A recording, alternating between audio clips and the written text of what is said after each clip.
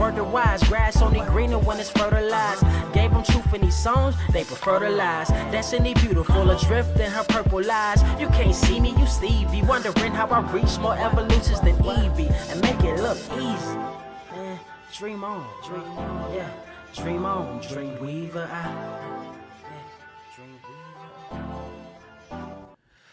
All right. What is up, Earth's mightiest subscribers? It is your boy Ernie, the Blerd Without Fear. Got the homie Carter presents. Welcome to episode, man, dude, this is crazy. We're in 316. We're in the 316 universe. You know what that means? Blerd Cave 316 means we just whipped your ass. That's what that is. No, seriously. No. We're not coming in hot like that. I apologize. But no, you are in, you may not be in the 316 universe, but you are watching the #1 comic book news stream on this or any other Earth in the multiverse, including Earth 316. That you can find not just here on YouTube, you can also find us on Google, Apple, Spotify, Amazon, iHeartRadio, anywhere good podcasts may be found. And if you do, make sure you leave us a rating, so we can find more listeners like yourself. We are in the building.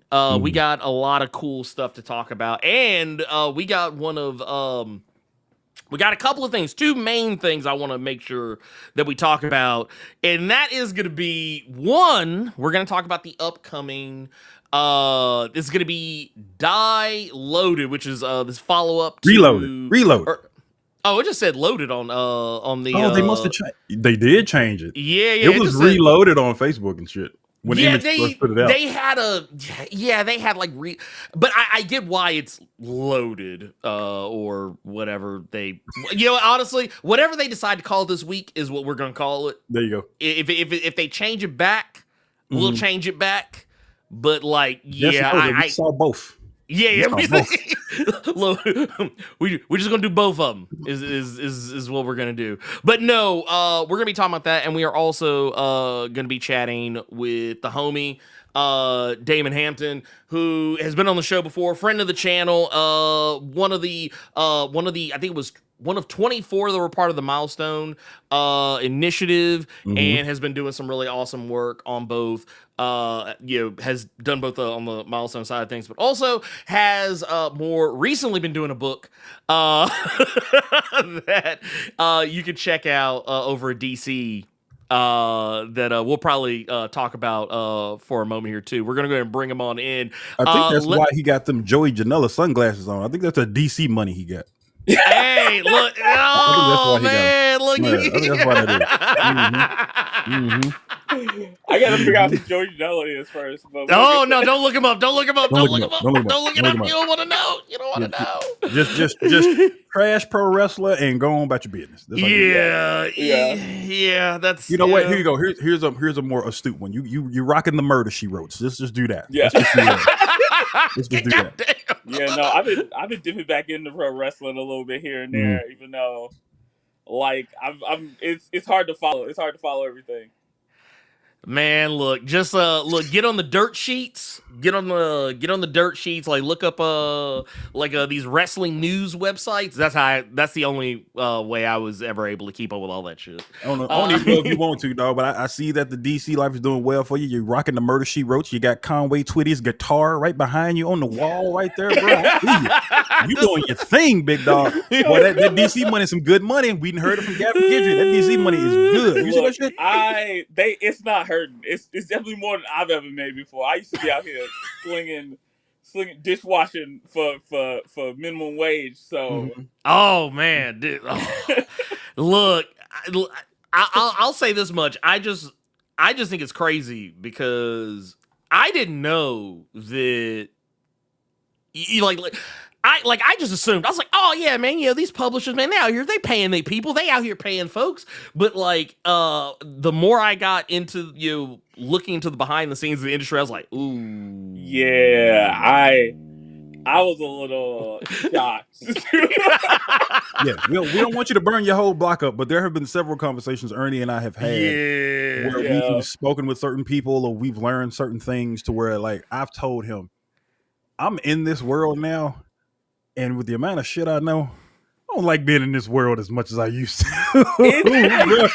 Just knowing the behind real early on with Tim Seeley about, he's just like, once you know how the sausage is made, it gets a little bit, it takes something away a little bit.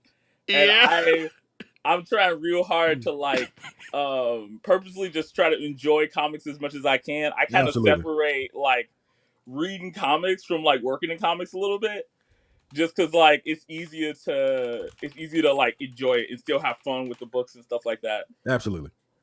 Like knowing how eating the bologna sandwich is one thing, but when you learn how they put that red wrap around the bologna slices, completely different. It'll fuck your head. Trust. Trust. Yeah, man. I've heard some stories. It's some story like, and it's like not all of it's like crazy, but some of them just make you go like, what? Why? Why would they do that? Why is that a thing? I mean, it can't be too crazy. You got Garth Brooks' guitar behind you. Why? Who knows? He just had the money for it. So I mean, it should be going good for you, bro. I play a little bit. I was actually just practicing, but honestly, I think my girlfriend got that guitar for free from somebody. What? Yeah, somebody they was like throwing it out or whatever. She was like, "I'll take it." Damn, dude. See, look. Look. Now, if that's the lie you want to tell because you feel like I'm pocket watching, I completely understand. I completely understand. No more references to the art pieces you got behind you. No more references to Hootie and the Blowfish lead singer guitar behind. I got you. Yeah. Darius, I got a sound by Darius back in the day. He actually sounded Hootie, even though he don't like nobody calling him that because we that close. And God damn. Well, one thing real quick I wanted to say is you got one thing that's popping right now. And this is like, it was one of those titles, like I feel like DC is trying to get into the manga titling game.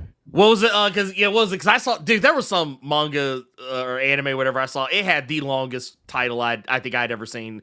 Something about my was it? I was a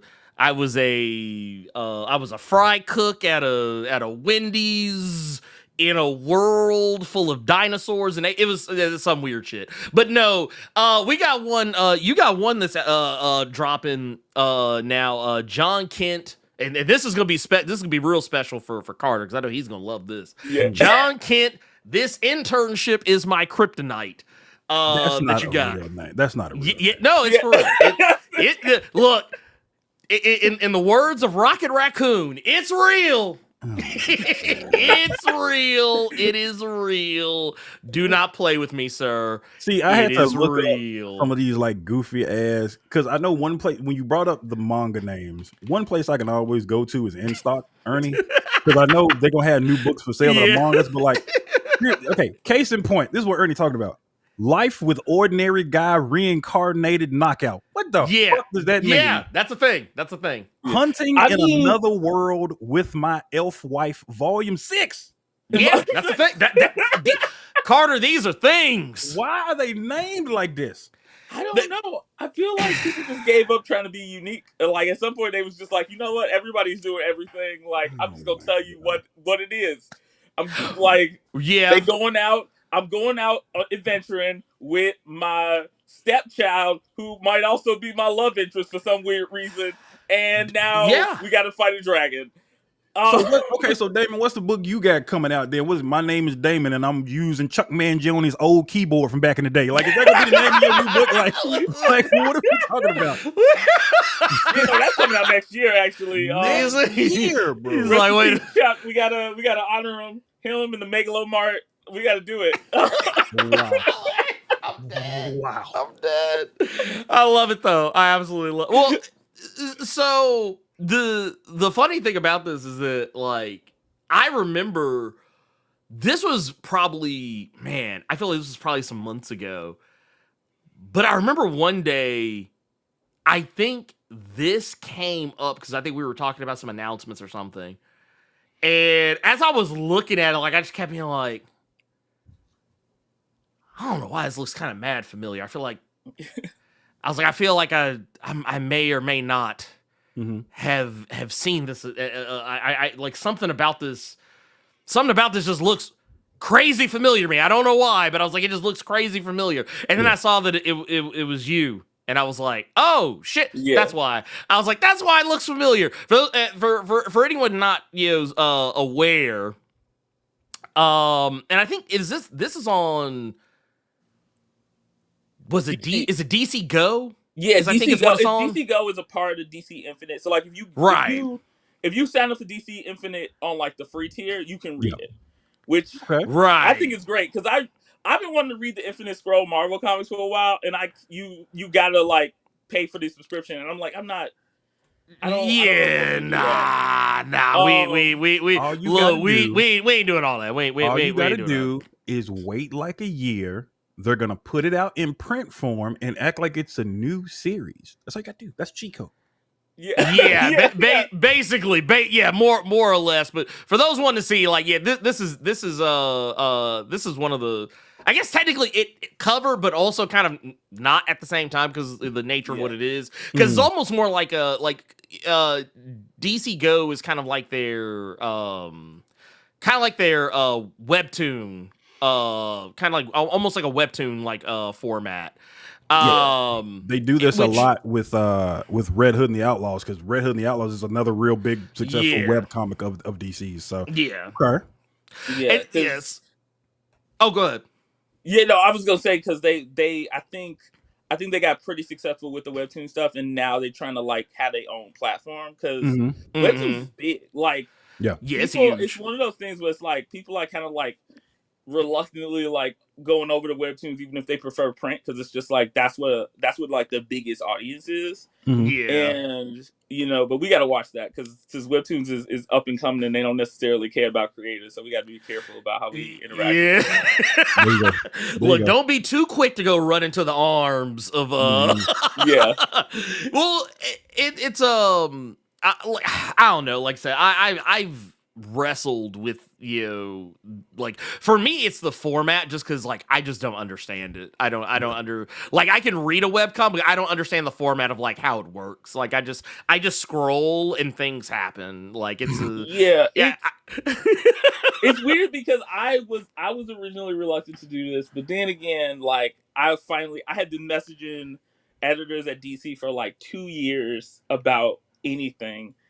And then finally, I messaged Katie just out of the blue. I had like an art review with Katie like a year before C2E2, and then I was like, "Oh, like, do you have anything that you need help with?" And she's like, "Actually, yes."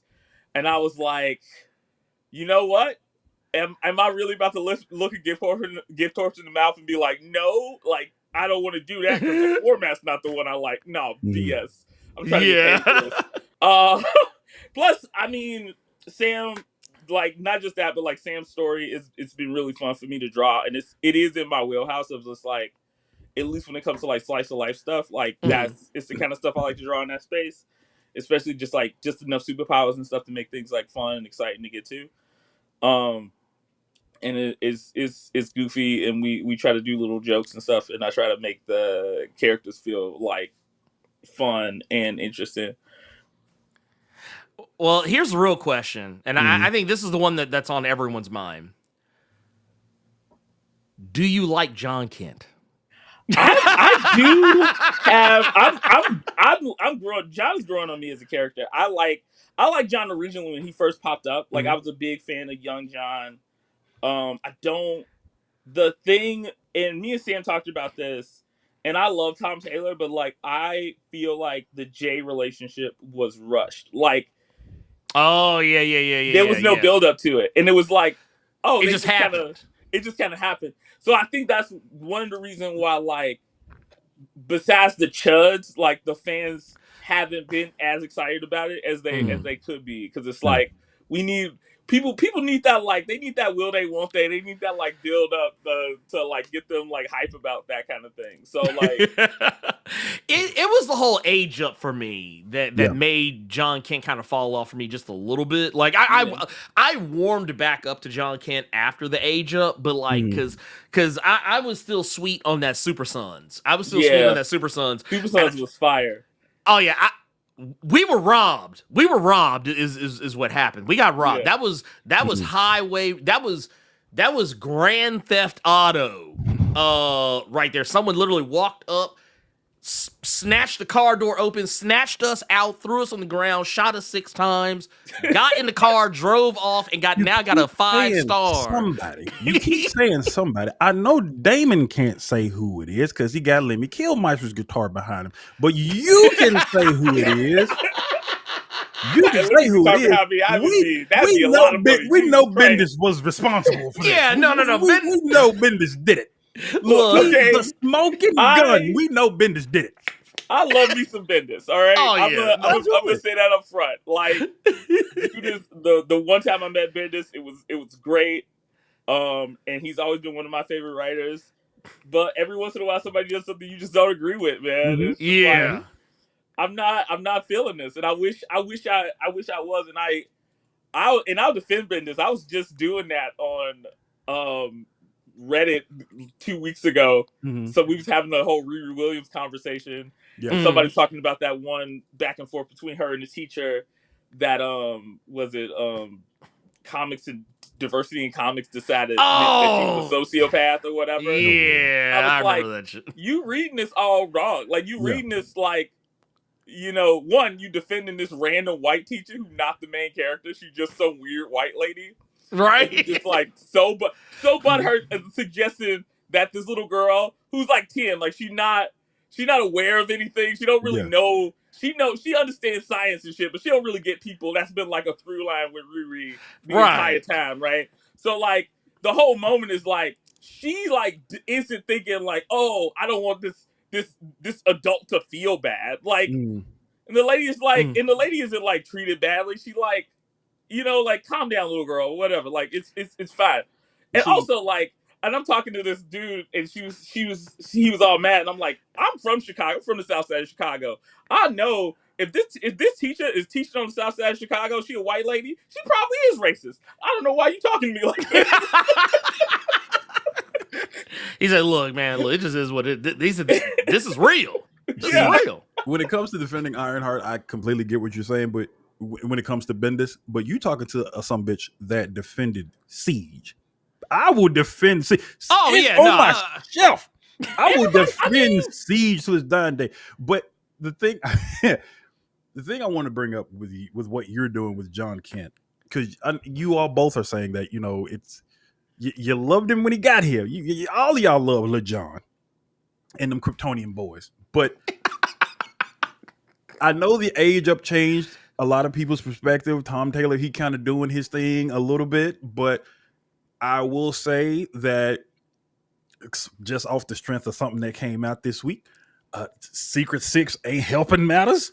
So it'll be nice to have a slice of life, fun webcomic with John Kent where you're able to, and I don't want this to sound corny in the slightest, because I mean what I'm saying. It'll be good to see something with John Kent that'll just make you smile.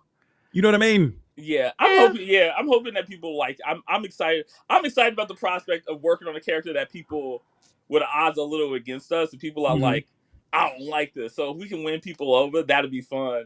Even though, like, I can't stop myself from lurking on Reddit. Every once in a while, I see a comment. They're like, "This art is trash," and I'm like, "What? How dare you?" Gotta go. Like, look, I'm gonna keep it a buck with y'all. This couldn't be me. Cause see, I would get distracted. This is why I can't be on nobody's professional book.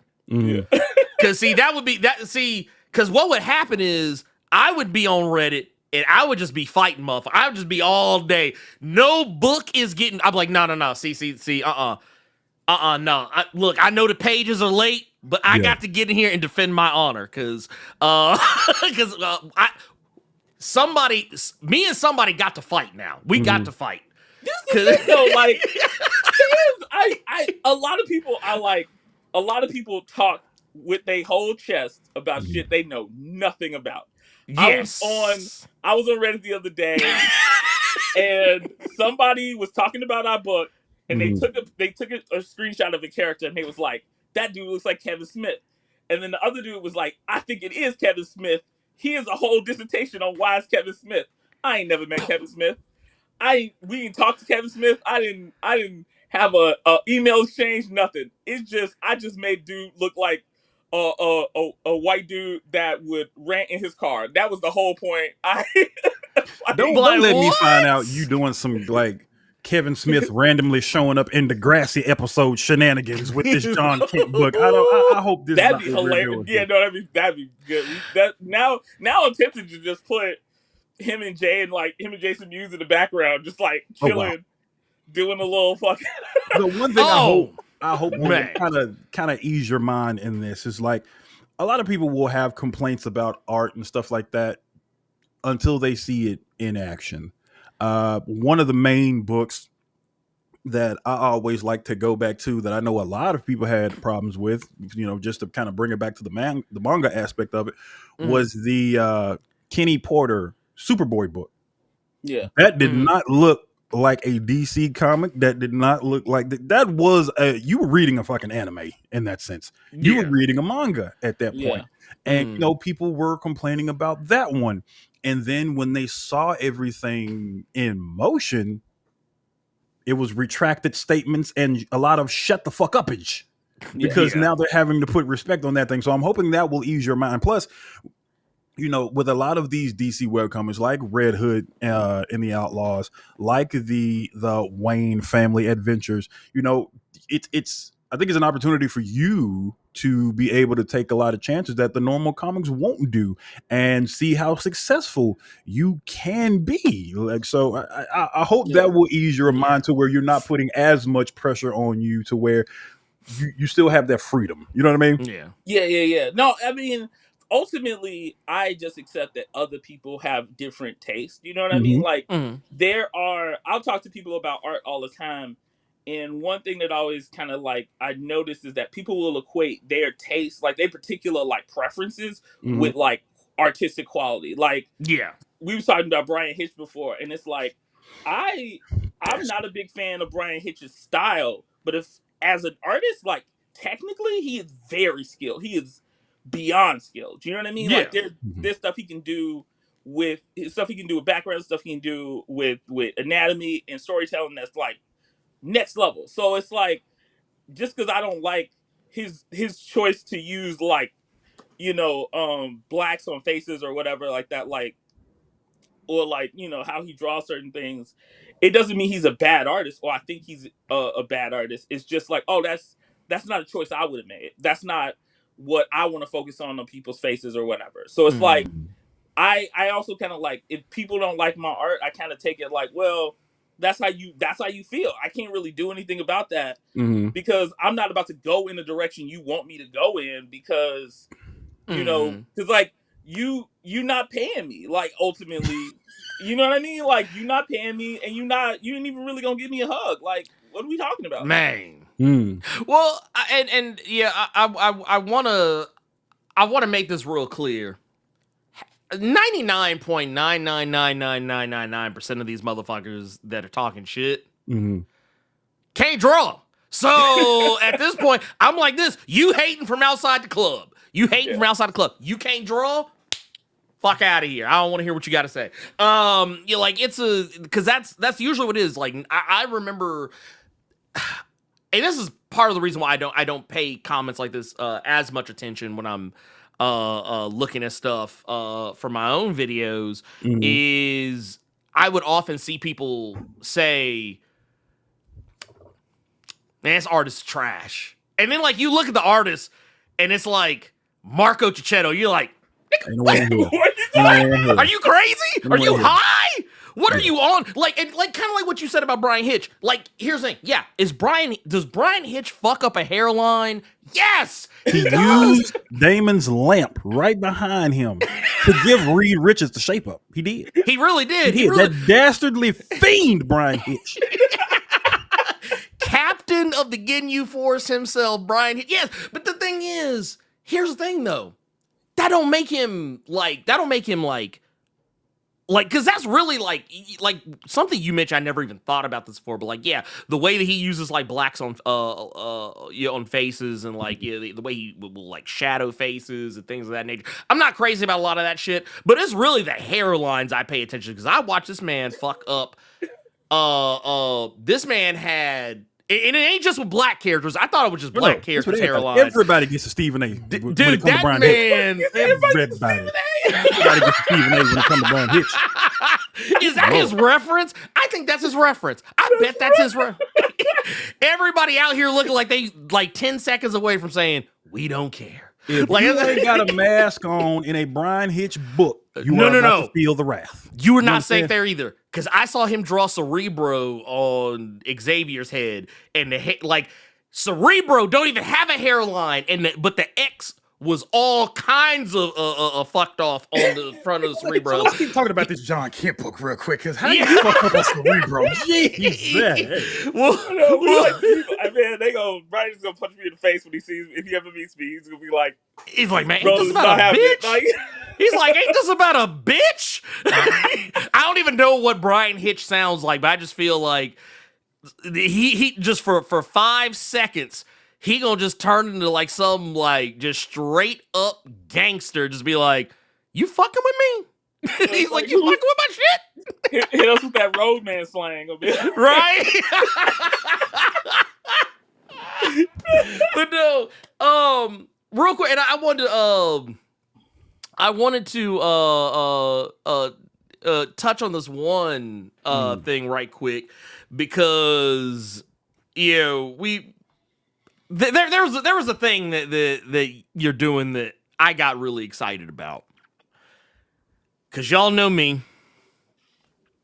I love me some Super Sentai, some Kamen Rider. Mm-hmm. I love me some Guyver. You know, I love me some. I even love me some Ultramans. Love me some Ultramans, not the DC Ultraman, mind you, but the OG himself. And you had brought to my attention something you were working on that got me really hype. Yeah. And man, it looks great. It looks fantastic. And that's Stellar Remnant, which is kind of like, yeah, it's like a perfect mix of a lot of things that that I really love. And can you like, so just I want to show here. I want to pull this up because I want people to see what I'm talking about here. I'm just gonna bring this up here. Let's bam, there we go. So Stellar Remnant, which just looks awesome. But like it has like this perfect mix of some of the like I said, some of my favorite things, some of the things that I just really love. And can you tell us a little bit about Stellar Remnant? So Stellar Remnant, I've been the elevator pitch has been like, it's Power Rangers except the main character is like old and sad. It's the whole concept was like, I think when Nathan came to me, it was kind of like, this guy he's like the oldest one of these Power Rangers of these like Sentai Rangers or whatever, and then his friend who used to be a Sentai is a villain, and he's trying to figure out like why that is and what happened. And it kind of ends up being this like action romance story that we really just want to explore what it's like to like get older and then look back and stuff like that. And I've always loved Power Rangers. I've always wanted to do a more mature version of that, like with the storylines being a little bit more mature and like talking about and stuff having a little bit more consequences. Mm-hmm. And I feel like that was always something I like wanted, or like my favorite Power Rangers is like Lost Galaxy. I don't know if you remember Lost Galaxy. Oh yeah. Oh yes. That was, and that was.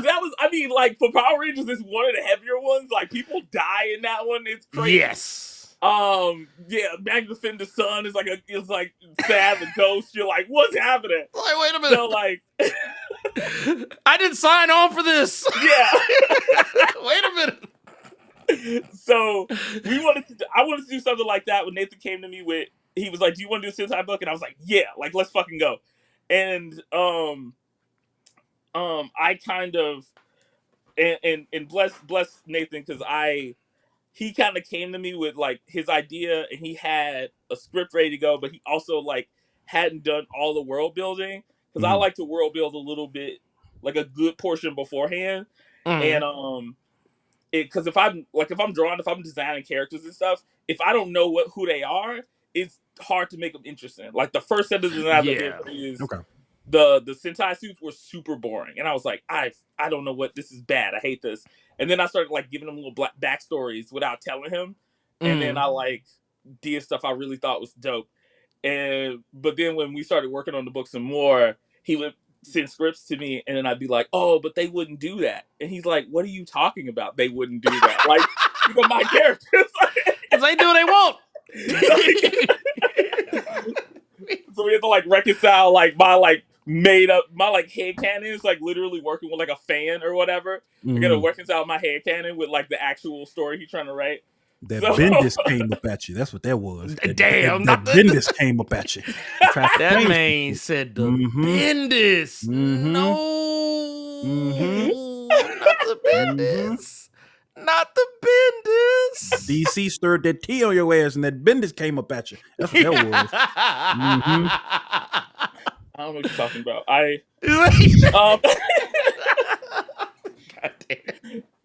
just know that I need everybody to sound like they're from Buffy, and there'll be 300 dialogue pages on the page. I don't know what you mean. It's just that's just normal. That's how it's supposed to be. Well, the thing that I kind of want to touch on something you mentioned. Talking about kind of having like a headcanon built up.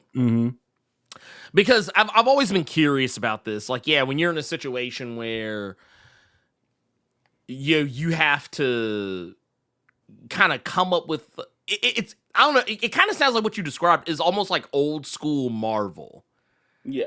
Like, it kind of sounds like, for those who don't know what I'm talking about, it's what they used to call, I think they still call this, the Marvel way.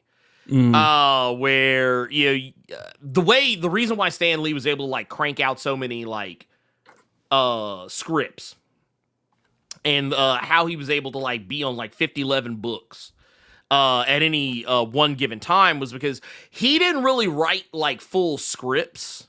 He would kind of write, like, outlines. What he wrote was more like an outline, like ideas of what needs to be going on, on any given page, but not really like breaking it down to like its finest details. It was usually the artist that figured out that other part. Yeah.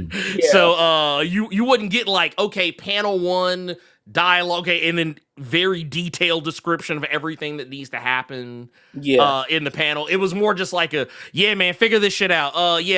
Cyclops and Jean are gonna say this, and Wolverine somewhere, off to the side. Yeah, just figure that shit out. Yeah, figure it out. That's why the dispute about who gets the credit for these characters has been so strong for so long, because like, as far as I know, like Jack or Steve would like, if they changed something or they like had a specific idea about what was the dialogue was, they write all that stuff in like the margins and stuff on pages or off to the side, and then when they handed it back to Stan, they'd be like, this is what I was thinking, and Stan would change that stuff or he wouldn't, depending on like how well it worked, I think. But like that is, and it can work, I think, depending on, the funny thing about comics is there's no one way to write comics. Right. I like, at best, I can tell you how I do it, and then you can switch it up into a way that works for you. Like, I would recommend, like, any artist writer, I would actually recommend the Marvel method if you're doing it by yourself, because you tend to to use visuals a lot more when you're figuring out the layouts than you would if you focus on dialogue first, because dialogue can kind of like do a lot of heavy lifting, can do too much heavy lifting if you are like, what did they say, as opposed to like showing, not telling what's going on. Like, because I feel like some writers can be a little bit self-conscious about the fact that like everything that's not dialogue, people kind of don't realize that that's also a part of the writing process. Like that's still like, if a scene doesn't have words in it, I still need to describe that to the artist. They still need to tell me what that is. They still need to tell me what that is, what the importance of it is, and focus on specific things. So like sometimes they're like, oh, we got to put words there, and I'm like, you really don't though. Like, trust that people will like get that it. something, this is happening or whatever. Give them space, you know. But yeah, no, but I do think it's like, if you're working by yourself and you writing a story, it's a good way to do it, because you prioritize visuals, and then you can make the dialogue feel a little bit more natural sometimes. That, and I like I wonder, like, when you were going through when you were going through the process, like you said, because you were designing the characters, you were like kind of coming up with like your own ideas of like what's going on with them. First off, amazing character designs. By the way, just good. Like I want to put a little, I want to put a little respect on some of these designs that that we got out here. Like, my man's is out here doing the Lord's work out here. Just kind of showcasing what's going on with some of these characters in question. And I really like how, like say, you kind of found the vibe that you were looking for with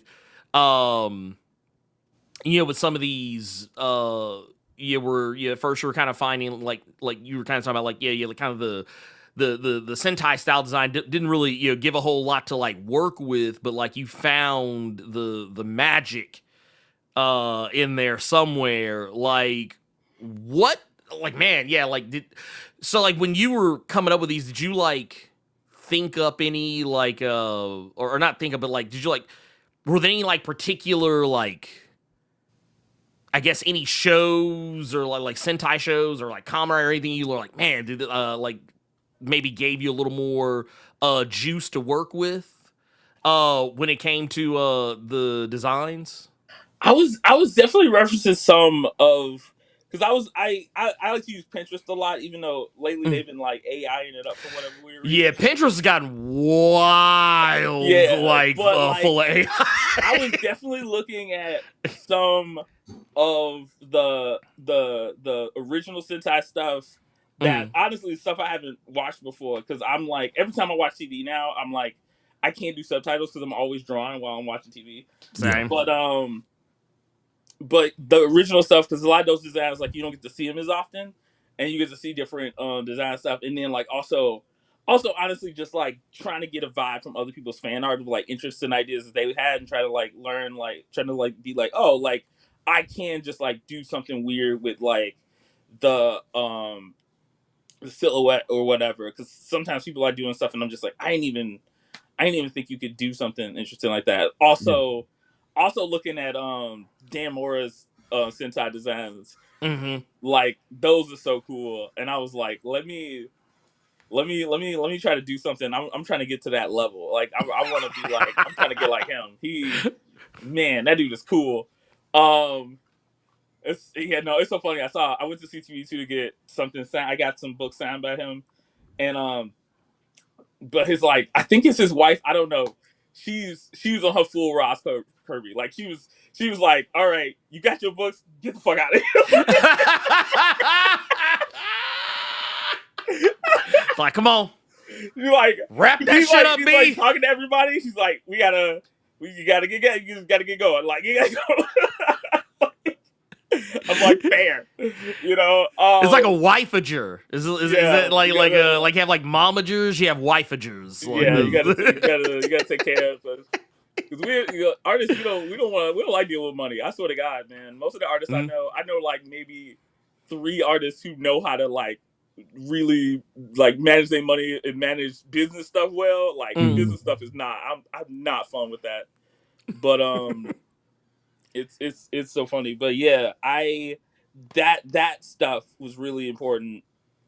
Drawing from certain artists that I really like, and then also just trying to like figure out what people's personalities were and what made sense. Like with Reina, it was like I kind of had this idea of like a girl that's like really like cute, but like has a super metal aesthetic. So the idea of like her having this jacket built into her suit was like, oh, that was exciting. It was like, oh, okay, cool. But then she has like a petite frame. Was like, it gave this like this kind of, with the black, it was this like kind of juxtaposition a little bit, at least in a thematic sense, because I like the idea of that. So, and also like I just tried to make everybody's body shapes different. Like that's one thing. Like you watch Power Rangers, people are usually around the same size, and I was like, what do we do something like where the characters were like really distinct in how they look? Because that was something I got from Sophie Campbell. I love the way she draws like people. I love the way she draws girls' bodies, because like I've read comics for years. I love comics and I like the style of comics, but like for the most part, a lot of dudes do draw girls like the same basic like this is what like this is what an attractive woman looks like, and like. And then it's like, and then they do like Amanda Waller, and you're like, that's over there or whatever. But it's like Sophie Campbell will draw like 3 girls. They all look hot. They all look completely different, and you're like, oh, that's all different body types. Yeah, and it's like I want to do that. Like, we saw what she did on Supergirl. That was a lot. Oh yeah. Look, look. That Supergirl. Look. So Sophie Campbell's female figures need to be studied, because I do agree with you. A lot of people do kind of get samey on proportions. It's kind of it's I think, because we talked about this like not terribly long ago. I was talking about the I love Jim Lee to death. I'm not sitting here saying Jim Lee ain't shit, but like I'd be a liar if I said that all Jim Lee's women look the same. Like they all look the same to me. Like I don't care who they are. They look fantastic, but like if you like put them in silhouette, or like didn't have them in a superhero costume or whatever, I would probably just assume they're all the same character. But like what I dig though is and this is kind of like talking about the individuality of each of the characters, kind of letting some of that personality of like each character's personality kind of come out in the costume is something that I appreciate a lot, because even like kind of like you said, Super Sentai, the costumes are usually pretty samey. They just have different colors. They don't really have any like major and maybe their helmet is different. Maybe their helmet's a little bit different. But like outside of that, you don't really get a whole heap of a lot of change. And what I really dug that you were able to make each of these characters feel like they could be superheroes in their own book. Like like completely individual of anything else. Like I just to kind of pull it back up here. Like I could literally see this character just kind of being off doing their own shit. I could see this character off doing their own shit.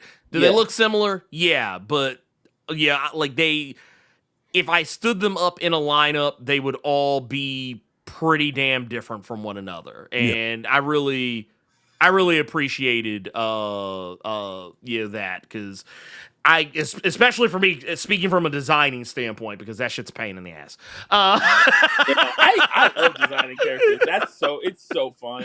Yeah, like designing characters is fun because it's all a part of like writing and stuff. And then once you figure out who a person is, and it's like you can make them feel unique and feel like jump off the page in a way that feels interesting, and then I can subvert that in the story. Like somebody can come off tough and then immediately you find out that they're like a real teddy bear or whatever, and Yeah. that's always really fun Mhm. to like to be able to like to know you can just like mess with it like that. Well, But yeah, and thanks a lot.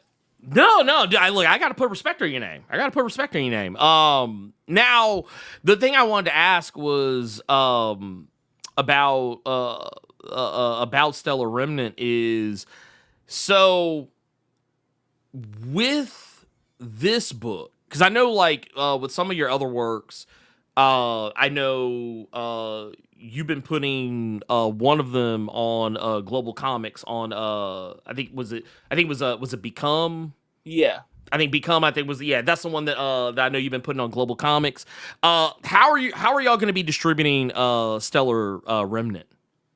So in September we're gonna have it at shows. The first one, we've had a few of those at Mhm. different shows. Like I think we printed like 100 or something like that, the first one when we Mm. finished it. But we're gonna do a Kickstarter for it, and then the plan is to do Kickstarters for every issue after that. Like I'm already working on issue 3. Mm. Oh shit!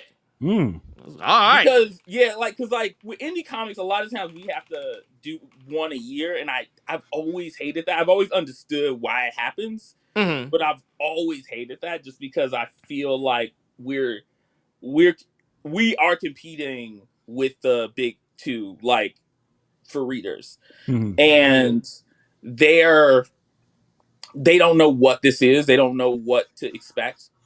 And so, like, if you can have a backlog done, like, Yeah. if I can somehow manage that, I want to do that. Like, that's always the thing. So, like, yeah, September we doing a Kickstarter coming up soon, and then I'm gonna talk to Nathan about later on putting it on Global Comics. Like, I was thinking, like, Mm-hmm. with one.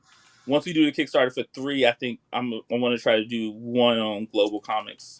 So, like, have it released like stagnantly afterwards. That way, it's accessible in some way, shape, or form outside of that, and it's a little bit Mm-hmm. easier to get to. But yeah, so that's kind of the plan. Yeah, we just started. Yeah, we working on the Kickstarter. It should be up in a month. Okay. Now and man, so and that's kind of when I feel like you really get down into the nut cutting when you start doing like the Kickstarter, but like the prep for it, the build up towards that, just kind of talking about like building up that back catalog, Mm-hmm. because I feel like that's something that, and you saying it made me think about some stuff that I've heard some other people say working in the creator owned spectrum, talking about like having that back catalog built up, because it just makes it that much more easy to not just obviously get books Yeah. out quicker, but also to be able to potentially entice publishers that would be willing to take on that brunt Mm-hmm. of the printing, pressing, and all other stuff for you. Man, like like where, because you, like I said, you've been killing it indie wise. Do you ever see like yourself doing anything, like obviously you're already doing stuff for DC, but like do you see yourself doing like either hanging out more in that creator owned space, or trying to like get on some of these big twos or threes technically nowadays? Are we I gonna see Diamond Damon. Hampton? No. Damon Hampton. You gotta say it like that. Damon Hampton. I gotta. You gotta put the diamond in you there. you a wrestler Are we now. gonna see you on a Spawn book? That's what Ernie want to ask you. Are we gonna see you on a Wait, Spawn are book we one gonna- time? I don't know. I have. It's so funny. I have one issue. I don't know how my uncle got this. My uncle got a whole box of one issue of Spawn. I don't know where he got this from. He gave it to What? me. I was like, "What Man, is this? What did you he's get?" calling And it's you. like Al it's got like Simmons it's is like it was like calling your Spawn like name. 7. It had like a Jeff Duro cover on it. It was weird. Mhm. What the fuck? But I don't know. I know everything I know about Spawn is from the animated series from the 90s Yeah. and the movie with Michael It's John calling White. your name, big dog.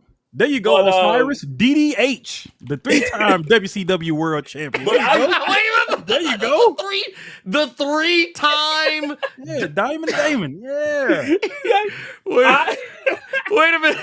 Why he sound like he getting ready to join the? Why sound like he getting ready to join the NWO? Like any minute. Trying to be up there with Kevin Nash. But yeah, man, do you see yourself? I guess we can go ahead and go back to that question. Do you see yourself doing more creator-owned stuff, or are you just going to start going to the Marvels and the Images and the Dark Horse and just putting your resume on the table, saying this is what I do. I'm damn good at what I do. Give me a book. Both. Okay. Like, and I tell everybody that I was just like, I got a chance. Like, I got a chance to meet Gene Yang because I'm a huge fan of his stuff, and I was like, I got to tell you what's name. I was saying that to him. It was like, I feel like everybody needs to keep their foot in creator owned spaces because now it's like more than ever. I think that like you need to be able to do your own thing. One, creatively as a person, like that's just what you need to do. And then two, it's like none of these companies are going to like, they don't have your priority. They can't prioritize you. Even if like, even if they're like nice to you, to a certain respectful of you, it's still a business transaction at the end of the day. Yeah. As far as the money and stuff is concerned. And you have to meet their expectations, right? Like I was talking to somebody at the DC Party Works at one of the editors who works on Batman, and they were talking about like, is there too much Batman? And you know what I mean? On one hand, it's like, and I'm like, I get that, but on the other hand, on a like cynical level, I also get because people buy Batman. Yeah, and right. It's to the point where there's so many Batman books, and they have so many talented writers on Batman books that like, no matter how annoyed I get with that with 28 Batman books a month, there's always one Batman book I'm reading. There's always one that I gotta read. Like, you know, that Batman and Robin year one is hidden like a mug. That's crazy. No. See, first of all, that was not fair though. That was not fair though, because all that is that. Man, that's just Daredevil Volume 4, man. That's all that is. That's just Daredevil Volume 4 right there. Like, I'm here for it though. I'm here for it. Chris Andy's been drawing. He just draws Batman for fun every year for a month. Like, this man should have been on a Batman book years ago. Mm-hmm. But how he didn't, I have no idea. Right? And like it's like Mark Waid doing some dope writing shit and then just letting Chris Samney do his thing for like 3 pages. It's amazing. Like, well, it's wild to me though, because I'm just like, when I saw the book, I was like, I was like, man, I can't quit. I wish I could quit you. I wish I could quit you. God damn it. Exactly. So it's like, at the end of the day, like, you serving, you want to make sure you take care of yourself too, both creatively and financially. Because like, I don't have to sell as many issues as Marvel has to sell on my creator-owned book to make a decent sum. The team is smaller, the cost is smaller, right? So like, I don't have to worry about that. But at the same time, like me personally, I have my X-Men ideas, I have my more X-Men ideas, I have my like Miles Morales ideas or whatever. I was like, man, that's where we need you. We need you on that. We need to get you on. We need to get you linked up with Cody. I'm trying to. That was another thing. As CC, I finally got to meet Zig. I was like, yo, what's up, right?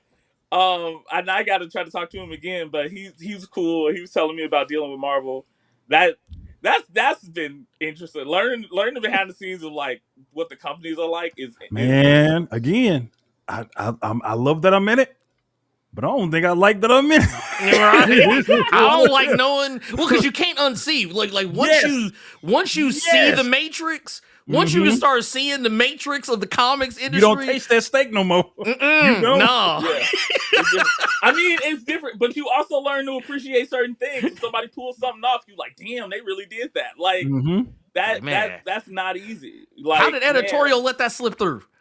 Yeah, exactly. Like, oh man, I was talking to somebody who was working on Xbooks last couple of years. Mhm. I did not realize how he was. He was not. This person was not not really excited about that experience. Oh man. One thing I want to. One thing I do I want was just thinking about this. Uh-oh. People should be talking to me. I think chips. Okay. I told last year. I told Anthony Fowler that Morgan was on Green Lantern before Morgan told him. Oh. Morgan's like, how did you know? I'm like, I got run. That boy gonna tell it. That boy gonna tell it. Look, because Morgan kept the goddamn mouth shut. He good at that. He like, he about to get me. Yeah. Oh yeah, Daimon. He's good. Like, Damon's real good at them books. Don't tell his ass nothing. That's what that is. Oh, he is great. Stellar Remnant is great. His hustle is great. Don't you tell that boy shit. Don't tell him nothing. But yeah, like somebody was like, Yeah. Dustin was going in, and it's in the way, and it's funny because the way they do stuff, like your interaction with people and stuff is good with you and the group you with, and then somebody over there that you ain't never really talked to is making decisions that like they got to deal with, and then it's kind of messing you up, and it's like you gotta keep your head together in the industry. You can't just be. I was just working on an indie book with this dude. And then we tried to hire this colorist, and he was trying to come in my head like over some BS, and I'm like, dude. And then he got fired, and he messaged me like blaming me for it, and I'm like, bro, like this is a small industry. You can't just be sending people messages with calling them all kinds of names, telling them what they doing. Like that's disrespectful. It's not that many people out here. People are not making enough money to give a shit about your feelings. Like that's crazy, man. At any point during y'all's messages, did you make a comment saying, "Do you know the guitar I got behind me?" Did you make that comment at any point in your conversation? I didn't say that, but I may have told him I was gonna put my foot in his ass. That may have happened. So if anybody says that happened. It did. It happened. It will happen. Like, you know what I mean? Like, he's about to catch that honky tonk man. That's what he's about to get. I'm like, yo, like, because there's a certain thing. It's like I always approach when in comics, and I recommend this to everybody. I always assume that everybody has the best of intentions when you're talking to them. Most people in comics are super nice. Like I can count on. I was telling people this. I can count on one hand how many people I've had bad interactions with in the comics industry, and I still got fingers left.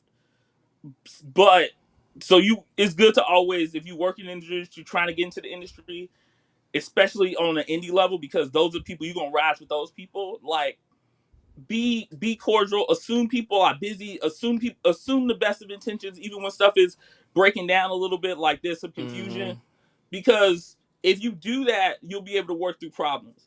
And at worst, you might have to say, "Oh, like this project isn't for me." But like, if you come in with this attitude, like I know everything, or I'm better than you, and like I mean, you come to me like that, like I'm sorry, like I'm from Chicago, I'm from the South Side, like I was trained to take niggas down. Like, what are we talking about? Do not like I don't have that much patience. Like, you know what I mean? Like, we gonna see each other at shows. Like, I'm gonna remember you. You know what I mean? Like, I can get in trouble at a high Regency. I'm cool with that. not at the Hyatt. Not at the Hyatt Regency. Man, I said, look, they got to put me up out of here. Real talk. No, I say a lot of the same thing because I used to often say, I was like, look, man, you never know like who talks to who, and and I know for a fact I have ruffled some feathers, just me alone. But so I know I'm not a favorite of some people, because Yeah. of some criticisms I've laid down. But I also go out of my way a lot of times to if I have anything like negative to say, if you see me going in like super in on somebody, you could rest assured I have no intention of ever like Interacting with that person. interact with that Anyway, person, Yeah. fucking with them on any Yeah. it was kind of like a what was motherfucker Mark Millar or whatever. Like I was like when he started doing his whole thing, I was like, I have no intention of ever being in a position where like I have to talk to this man about anything. So I was like, you know what? I'm going in. Like Rob Yeah. Liefeld, I'm going in. Yeah. Going in. Like it's not a. But like everybody else, I'm like, you know what? Yeah, I'll just assume. I try to assume the best, but and I've talked to artists and even some writers that. Hell, I think I told Carter about this once, and I might have even told the audience about this. When I was talking to somebody about art for a book, they literally sent me like when they were sending me proofs of or their portfolio, like showing me what they could do. I remember telling Carter about this. They literally sent me a page. No, you did it here. We did it live. Yeah, we did a lot. Yeah, we talked about how they sent me a page from the first issue of The Boys and tried to pass it off as their own shit, and I was just like, wow, that's and crazy, I aired them out. actually. And I aired them out. I aired them out. Crazy. I was like, look, if y'all see this name, don't trust it. I can't imagine. I can't imagine doing that. Yeah. That reminds me of the whole like AI thing. People like artists. I'm like, bro, you write prompts. Like you can't do anything with that. I don't know. And going back to what Carter asked, like that's another reason why people have to have their own thing. I think honestly, people are taking for granted with that.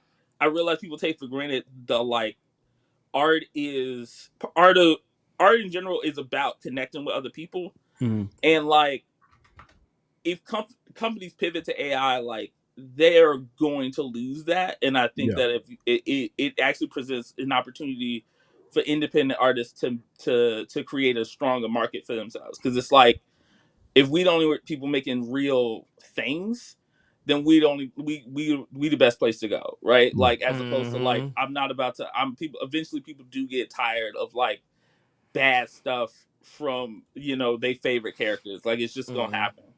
So yeah, I always stay on your indie stuff. I think it's super important. Well, just to get back to the Stellar Remnant of it all real quick, because you say you already working on issue 3, and there was one comment that someone said about you. It was YTube Noob saying that he really respects your hustle because you're already on issue 3, and and you did bring up how people will try to get like one a year out, but I really commend you on what you're doing to where you're working on issue 3 so that the book is always in people's mouths. You know what I mean? Because waiting that year, there's too many goddamn books that are going to be coming out. To where you could get lost in the shuffle of all these other books. So when it comes to Stellar Remnant, with you working on 3, because this is something I always ask creatives when it comes to their books, and sometimes I'll get an answer, and sometimes we just kind of laugh it off real quick because they don't even know how long they're gonna be on it.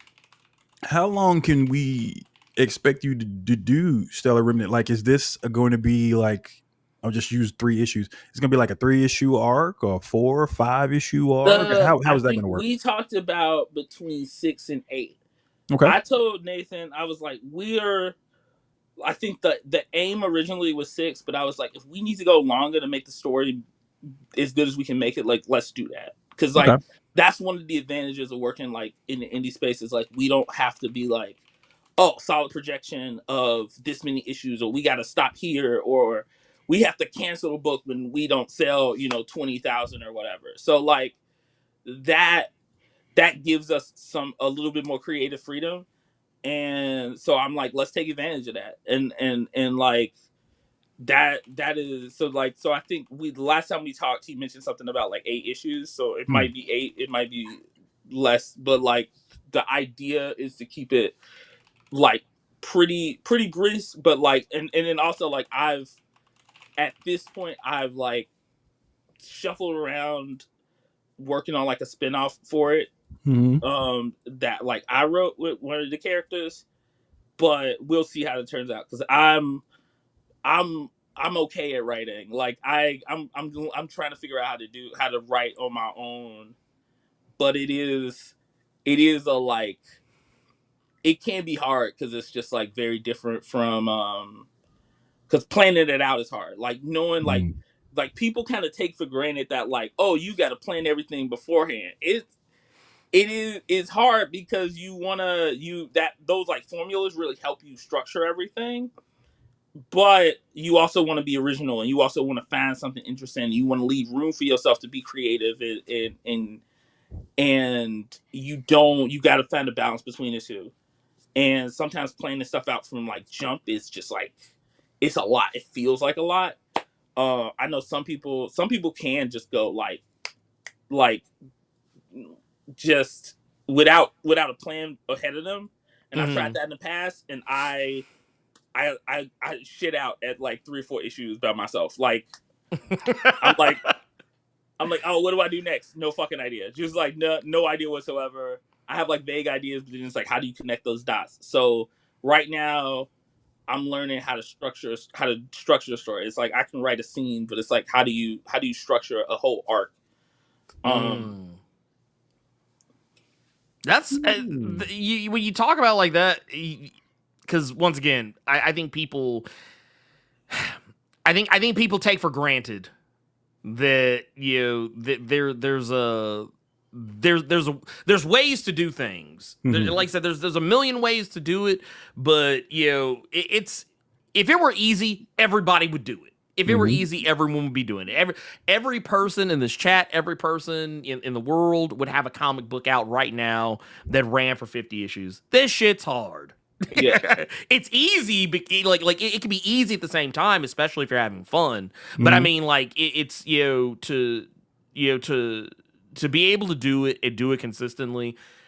Like I said, I now that said, I'm not giving anybody rope to be Joe Madureira, okay? I ain't giving y'all that kind of rope, because I'm still mad at him. I'm still mad at him. But it's okay. It's okay, Joe. It's okay. But no, just know. No. It's okay. It just means I can't trust him. I can't trust him no more. Is what it is. His credit is no good here. Ernie, we got Darksiders 4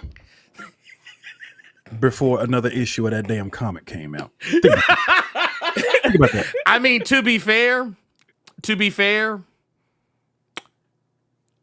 that shit came back, dropped 3 issues, and then just disappeared again. And I was like, Darksiders 4 and a League of Legends turn-based RPG that was just a copy-paste of the Battle Chasers game before the Battle Chasers comic continued.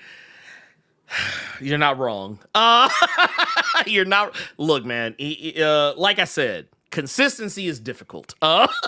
Yes, that's all it is. Like, I don't promote any artists, any of the indie people who like release a book a year, because I understand like a lot of us are working other jobs. Some people got kids, so like it's like you release it, you do it when you can do it. You know what I mean? I'm like, man, I just reading Keisha Demon Eater, and I'm like, oh yeah, I need the next one of this.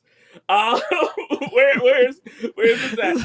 But like, but I know my guy's working on it. I've talked to him, at shows and stuff. So I'm like, I know he's working on it, but it's like you got other stuff to do. If it's not fully funding itself, like you also got to show up for work and talk to Greg at accountant and try not to get mad. You know what I mean? Like, It's tough. It's tough. And yet, like you said, I mean, look, Newton stays out here, so yeah, I ain't gonna hold it against him. I ain't gonna hold it, man. Yeah, look, like I said, man, it's difficult. It's tough.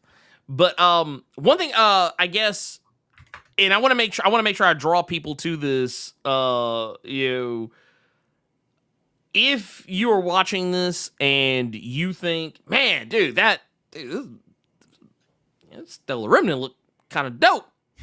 I want to check this out. Yeah. Well, yeah, this is what I want y'all to go do. Like I said, we got the Kickstarter coming out next month. And also, you can go check the link in the description. There is a link to the Stellar Remnant IG page. Go peep that out. You can get some updates there. Also, go follow my man's Daimon on IG, because you also will, obviously see some updates over there as well. And I guess let me ask this, because I don't know if I actually saw it. Does Nathan have does Nathan have a IG or social or anything like that? Because he does. Okay. He has a social. He has some other stuff too. Because I know he's supposed to be working on something with Greg Maldonado, who's also in the Milestone Initiative with us. Yeah. Okay. All right. So, and he has his own stuff going on. He has his other stuff. So like and that's the thing. Like we stay together as much as we can. I mean. And these projects, so a lot of us are like swapping projects and stuff. I think me and Greg Burnham got a mini we just released too. I'm gonna have at LA and LA Comic Con and New York Comic Con. That's stuff. So like we try to stay good. And yeah, I'm still trying to pitch stuff to Morgan, because I'm trying to get our hands on the book out here.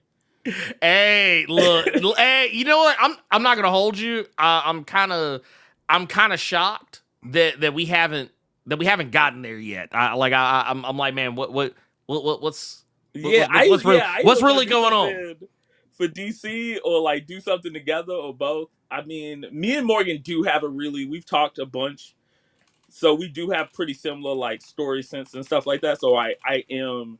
It wouldn't just be like forced. It would be something that I think we would mesh well together. So it's just about like finding, I think, the right story to be that we both excited about, and we have time for it, because he always working on stuff. He working on something right now. He was telling me about it. I was like, oh, he was like, do you know who this dude is? I was like, who? Like, you work with him? What are you talking about? Like, what's good? What's really good? Yeah. So, talk to him. Yeah. Matter of fact, I think Morgan was the one that introduced me to Zig. I was like, what is happening right now? Like, bro, like, what are we doing? Well, I mean, I'm here for it. I think, like, personally, I'm excited, because, like I said, I love seeing you out here doing your thing. Thank you. And I want other people to go out and check it out. Matter of fact, this is something I forgot to put in here, so I'm gonna do this now. I need to actually put this in here. But I want you guys to go check out because we're talking about Stellar Remnant. Yeah, I'm telling you guys, go check the socials and whatnot. But I do want you guys to go check out Damon's other work. I got the website in there as well. You can go peep the website. But I'm also gonna put a link to the Become on Global Comics, because I want you guys to check that out as well. That book is really cool, and once again, shameless, not a shameless plug for Global Comics, but also you can just go on there and just check out all kinds of stuff. So I'm gonna drop the link in here so y'all can go follow Daimon over there, and just see some really awesome stuff. So yeah, it is in there now. There you go. I added it now. It's in there. Oh, it's in thank there. you. Man, I'm excited to see this book from you, Ernie. I'm excited to see what it's gonna be. Man, look, y'all don't want to see nothing. Y'all don't want to see that. Y'all don't want to see. I'm joking. Man, look, I got two things. I got two things. I finally got the first issue. I think is done now, like fully. It's fully lettered and as much colored as it probably will be, and then we'll get that out. I'm still figuring. I think honestly, I'm just gonna drop it on Global Comics. Y'all do with that shit what y'all will, because I don't have the heart or the right blood pressure for Kickstarter right now. I would be a nervous wreck. I would be checking that shit every day and be like. Like, and that's whether it does good or bad. Just that's yeah. I did the Kickstarter before. I kept it simple. I think a Kickstarter like it's good enough just to have like the book. You gonna get your book. Like you pay for it, you gonna get your book. That's what's gonna happen. Maybe I'll throw it in print or whatever. But like people like they want to promise you like a toy. I'm like I don't know about all that. I can't. I don't know. I don't know who to get the manufacturers for it. I don't know we're not doing all that. Look, be glad y'all get a book. Yeah. be glad y'all get a book. Don't be looking for no stickers. Don't be looking for no bookmarks. Look, just be glad you got the book. Yeah. Okay. Yeah. Look, if you know what the stretch goal is, you might get another book. Yeah. Maybe another book. Wow. You gonna get another book. But no, dude, like I said, go check out all that stuff. Go follow things. I also got I found Nathan's IG in there, so I got that in there now as well. Some of y'all might have to refresh the stream to get it to populate or pop back up, but all of the pertinent links that I think are that y'all might want to follow, they're all going to be in there. Go check all this stuff out. And like I said, go with Stellar Remnant drops. What happened? What happened? Shout out to Nick Barucci in the chat saying, I think I know someone who can help with the Kickstarter. Oh, God. Nick. Nick. what are you doing? What are you doing? Look, wait. Nick, like, well, look, Nick, we gonna talk here in a minute. We gonna talk here in a minute. All right, we'll talk here. I got you. Look. See, now you gonna have a guitar on your wall. See, look at you. Look, y'all ain't shit. Y'all ain't shit. we gonna. Yep. We gonna get it figured out. We're gonna get it figured out. But no, Damon, thank you for joining us. And dude, anytime. Dude, yeah. you know you always welcome in here. Yeah, I mean, I'm a proud member of Blerd Co. I'm like, yeah, I'm excited about it. So look, this, y'all, and this is why I say like I love our community because like I said, we got people out here doing shit. We got people out here doing things. So I'm always excited. I'm always like I said. So yeah, anytime just all you gotta do is say the word, man. Just say the word. Yeah, put the signal up, and we got you. Thank you. Anytime. And I guess and matter of fact, Damon, you keep your eyes peeled too, because I know. I'm gonna try. I'm gonna keep working on Damon. I'm gonna keep working on you. I'm gonna get you for something. You gonna? Oh man. Yeah. I don't know. You want variant covers or whatever? Hey, look. Because I'm still trying to get this DC to let me do more variant covers. Hey, look. Yasmin got to do a bunch of them. I was so jealous. She was like doing like 3 or 4 variants a few years ago. I was like, how do I get some of that? Like. Can I get a little? Can we get a little taste? Can I get a little taste? No. I'm gonna hit you for something. I'm gonna hit you for something. You can best believe that. Yeah. You best believe that. But anyway, But no, David, enjoy the rest of your day, and man, keep working, man, keep working hard. And when Stellar Remnant drops, like I say, y'all gonna hear me talking about it a lot.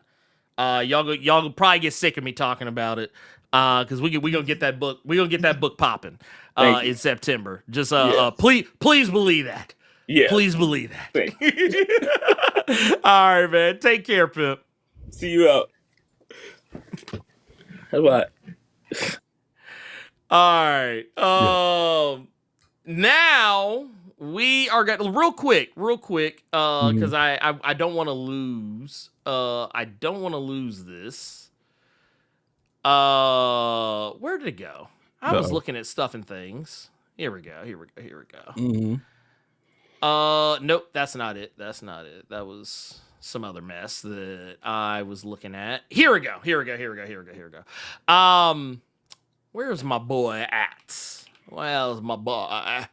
Is this the thing you wanted to wait until we were live to tell me about? Is that yeah, I was gonna tell you about it here. That too. There was a super chat I saw. I didn't want to lose sight of. Okay.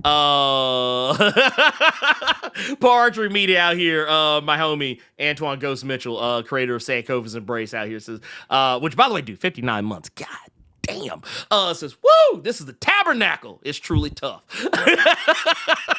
Look, man, we got people out here, man. We got creators in the community, man. Y'all can't look, we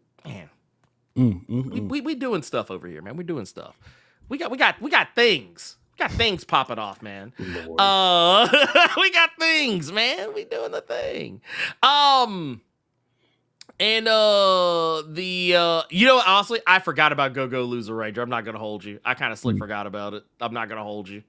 We got to talk about so much other stuff that I forgot about it. But no, real quick, I did before we talk about this last thing, there was something that happened that I thought was hilarious, and I really wanted to talk to Carter about this because I feel like this is for us. Okay. I feel like somebody did this. I want to walk this down. Okay. Almost. Well, you know what? I don't want to go too. Yeah. We'll start about right here.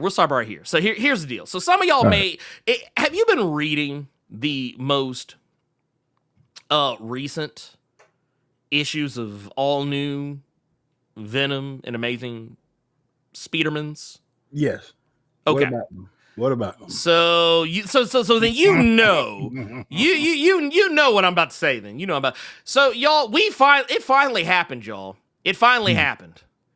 The thing that y'all have been asking for I don't know how long. It has finally occurred. I am happy to share with you that, man, MJ has finally kicked Paul to the curb.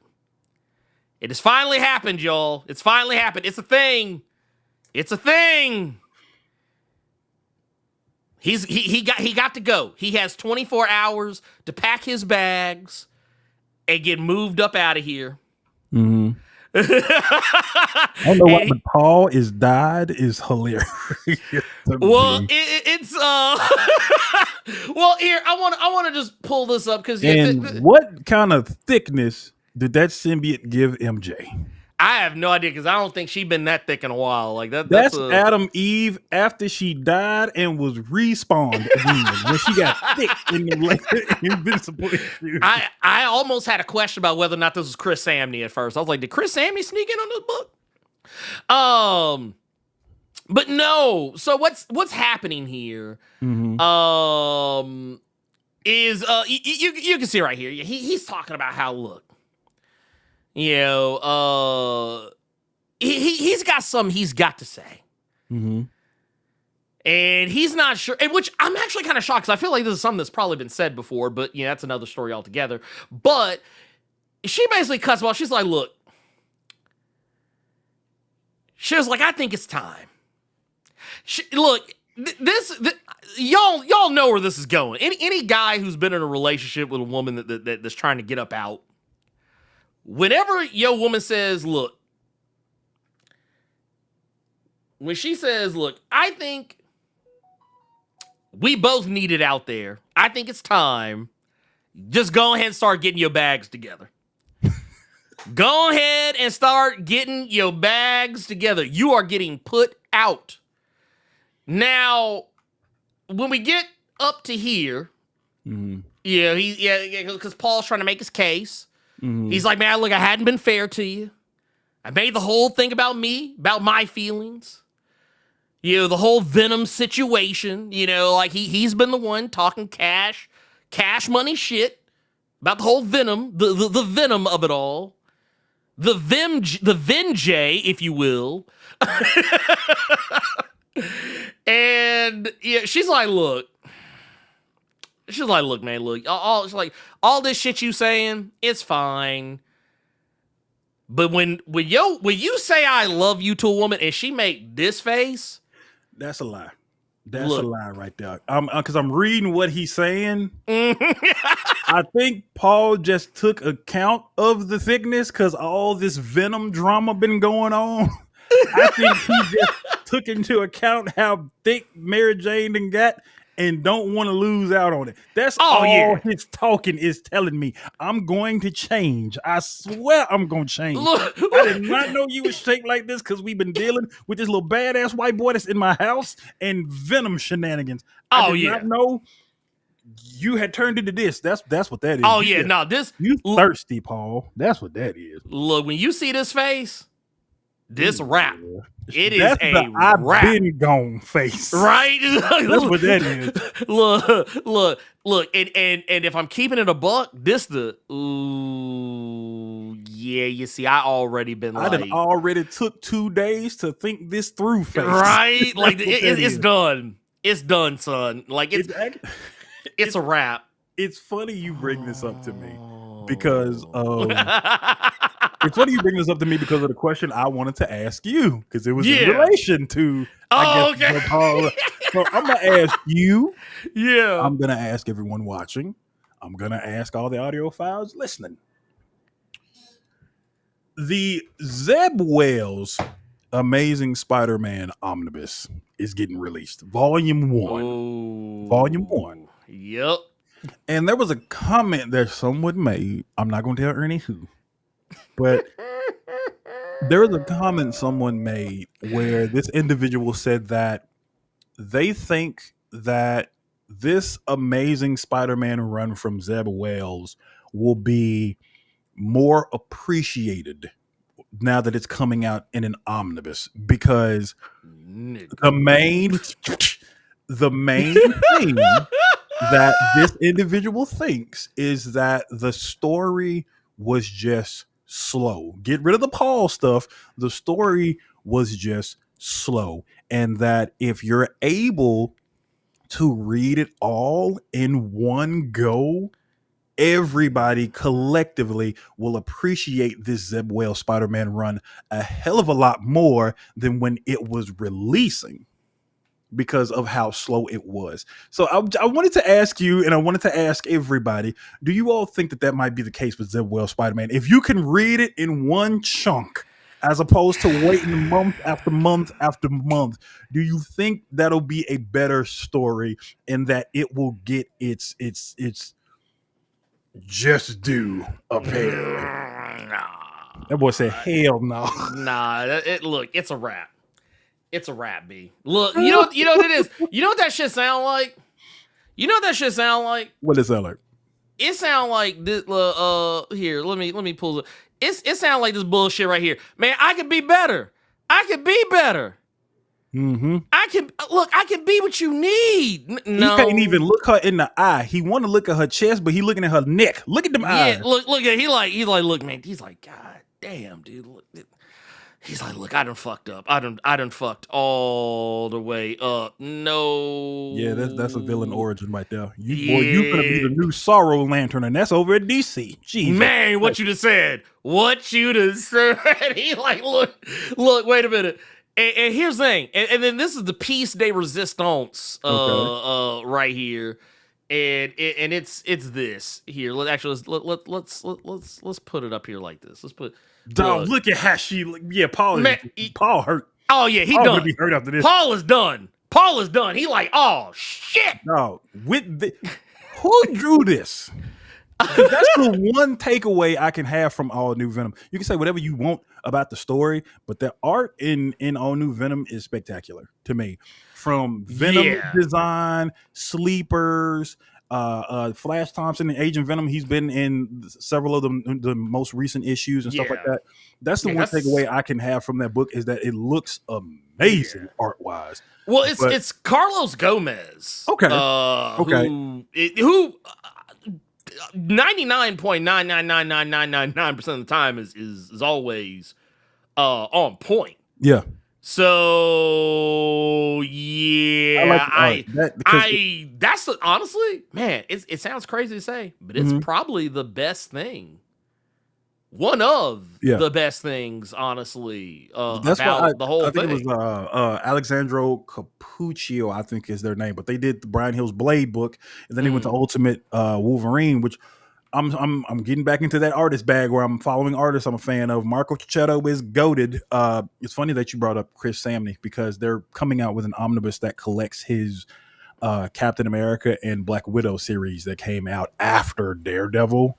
And it was funny that it was brought up that Chris Samney would come in just for like a 1 or 2 issues real quick because that Captain America, that omnibus, that Captain America is like maybe 3-4 issues in the middle of some shit and up out, and up out, But yeah, just going back to MJ and Paul and the whole thing. So what are you saying, Ernie? Do you not think that Zeb Wells' run will you think it's just a wrap? That shit is done. Even in one book, even though the book is volume 1, so you still gonna have to wait for volume 2 to come out the following year. Nah, that's it. Look.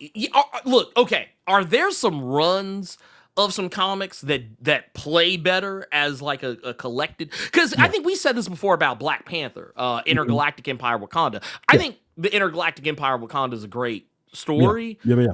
But at the same time, I also think that like it plays better being read in one sitting or as close. Yeah. Or I won't say as close to, but in as few sittings as humanly possible, because it was one of those stories that it was just so out there and it wasn't really, and it's for different reasons than Zeb Wells' stuff. Zeb Wells' Spider-Man, his Amazing Spider-Man, to me, it's not that it's bad. It's just that it's not like doing anything that like is moving me. But in the case of like the Intergalactic Empire Wakanda, it was telling a great story, but it was telling a great story in a way where like, it's like, okay, wait a minute. What the fuck is going on? Because last time I saw T'Challa, he was just chilling on Earth. Now this motherfucker in space, we don't know why he's in space. Apparently, there are alien Wakandans in space and ain't none of them black. Yeah.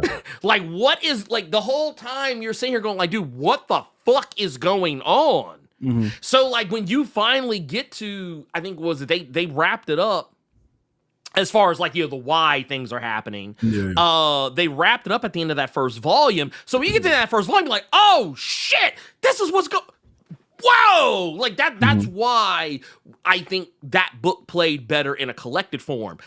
I don't think you can save Zeb Wells' Amazing Spider-Man, even with because here's the thing, honestly, I'm not gonna hold you. I think you're gonna get the opposite effect. I think people might actually dislike it even more reading in a one sitting. Because I feel like because I think it was like a bi-weekly book, so that kind of gave you some time to kind of be like, ooh man, shit pissed me off. But I can move on to something else, and then like it comes right back around. You had just enough time to kind of forget about what happened, but not really forget about what happened. Reading that shit in one sitting, I think it's just gonna make people more mad. I will agree with Travis. We got Rec Rap, but I mean, look, that's it. Look, that's it. That's it. That's all we got. Yeah. But no, here there was something else that happened. If you've been reading the most recent issues of Amazing Spider-Man, something else had also occurred, and it was let's see, can I pull it up this way? Here we go. Bam. It was this. And basically what's going on here, or here, actually, let me do it like, can I do it like this? I don't know, it doesn't matter. Either way. Point of the matter is, basically MJ, pulled up, basically pulled up on Peter. Mm-hmm. And it's kind of wild because, this is all taking place within like the span of, okay, we had the absolute, or not absolute, but the all new, I don't know why I said absolute. We had the all new Venom book, where she breaks up Paul, then you get this shit. And, and it's like, man, damn, MJ, where you come from? And what I love about it is, y'all, look, the Marvel, the Marvel editorial office, the Spider-Man office, they are never beating the charges. They are never beating the charges. Because you think like, oh, wait, because I know what happened. Some of y'all motherfuckers saw her break up with Paul, was like, ooh, she gonna get back with Peter. She gonna get back. We finally gonna get Peter and MJ again. We gonna get Peter and MJ again. And then you see how, and you kind of see where this is gonna go. Just look at Peter's face. Like here, let's do a little enhancement real quick. Look at Peter's face. You know that look that MJ was giving Paul? Mm-hmm. Well, Peter just gave MJ a look when he turned around and realized who it was. Carter, you know what that face is. You know that face is. You can't ask me that question. You can't ask me that question.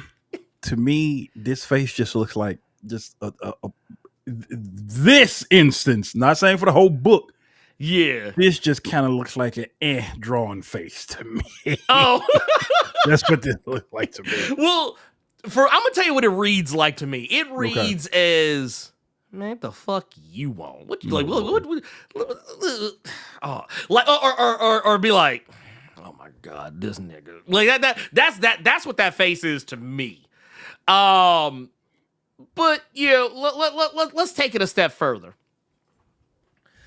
Look, right here, this is where it really got me. So yeah, just text next time. Just text next time. And then look, wait a minute. And then she said, you even read those? I'm not doing this. Actually, neither am I. May asked me to come check in on you. Now I can report you're alive, but there's something else. And like you gotta bear in mind at this point, I don't think it's been made terribly clear. Exactly like where their whole standing is now at this point. Mm-hmm. So she goes, oh, it's about me, us. I wanted to tell you for a long time, but I was afraid. Then there was your fight, and you've always been my friend, Peter. Always, I've tried to be there for you, and obviously you don't want that right now. Mm-hmm. But, and then we come to this next part. She was like, I need my friend. We need you, Peter. Now, this is the part where it's kind of like, oh, shit. Oh, yeah, they really haven't talked since all this is, kind of coming to question. They haven't really talked since then. Mm-hmm. But then you get to here, and she's like, or rather, Venom's like, yeah, there's a long story as to how we got here, but, and she's like, say something, please. And he's just like, huh. Like, honestly, it only could have been made better. If it ain't one thing, it's another. That's what that was. Right? That's like what that was. Yeah, it's like, huh. I don't really want to deal with you, but now I got to deal with you. That's what that screams to me. And then this. Nope. I ain't dealing with it today. I'm not dealing with it today. I get to it when I get to it. I'm not dealing with this today, though. Look, and wait a minute. And this is the best part right here. He says, the way you were teeing this up, I thought you wanted to get back together. Yeah.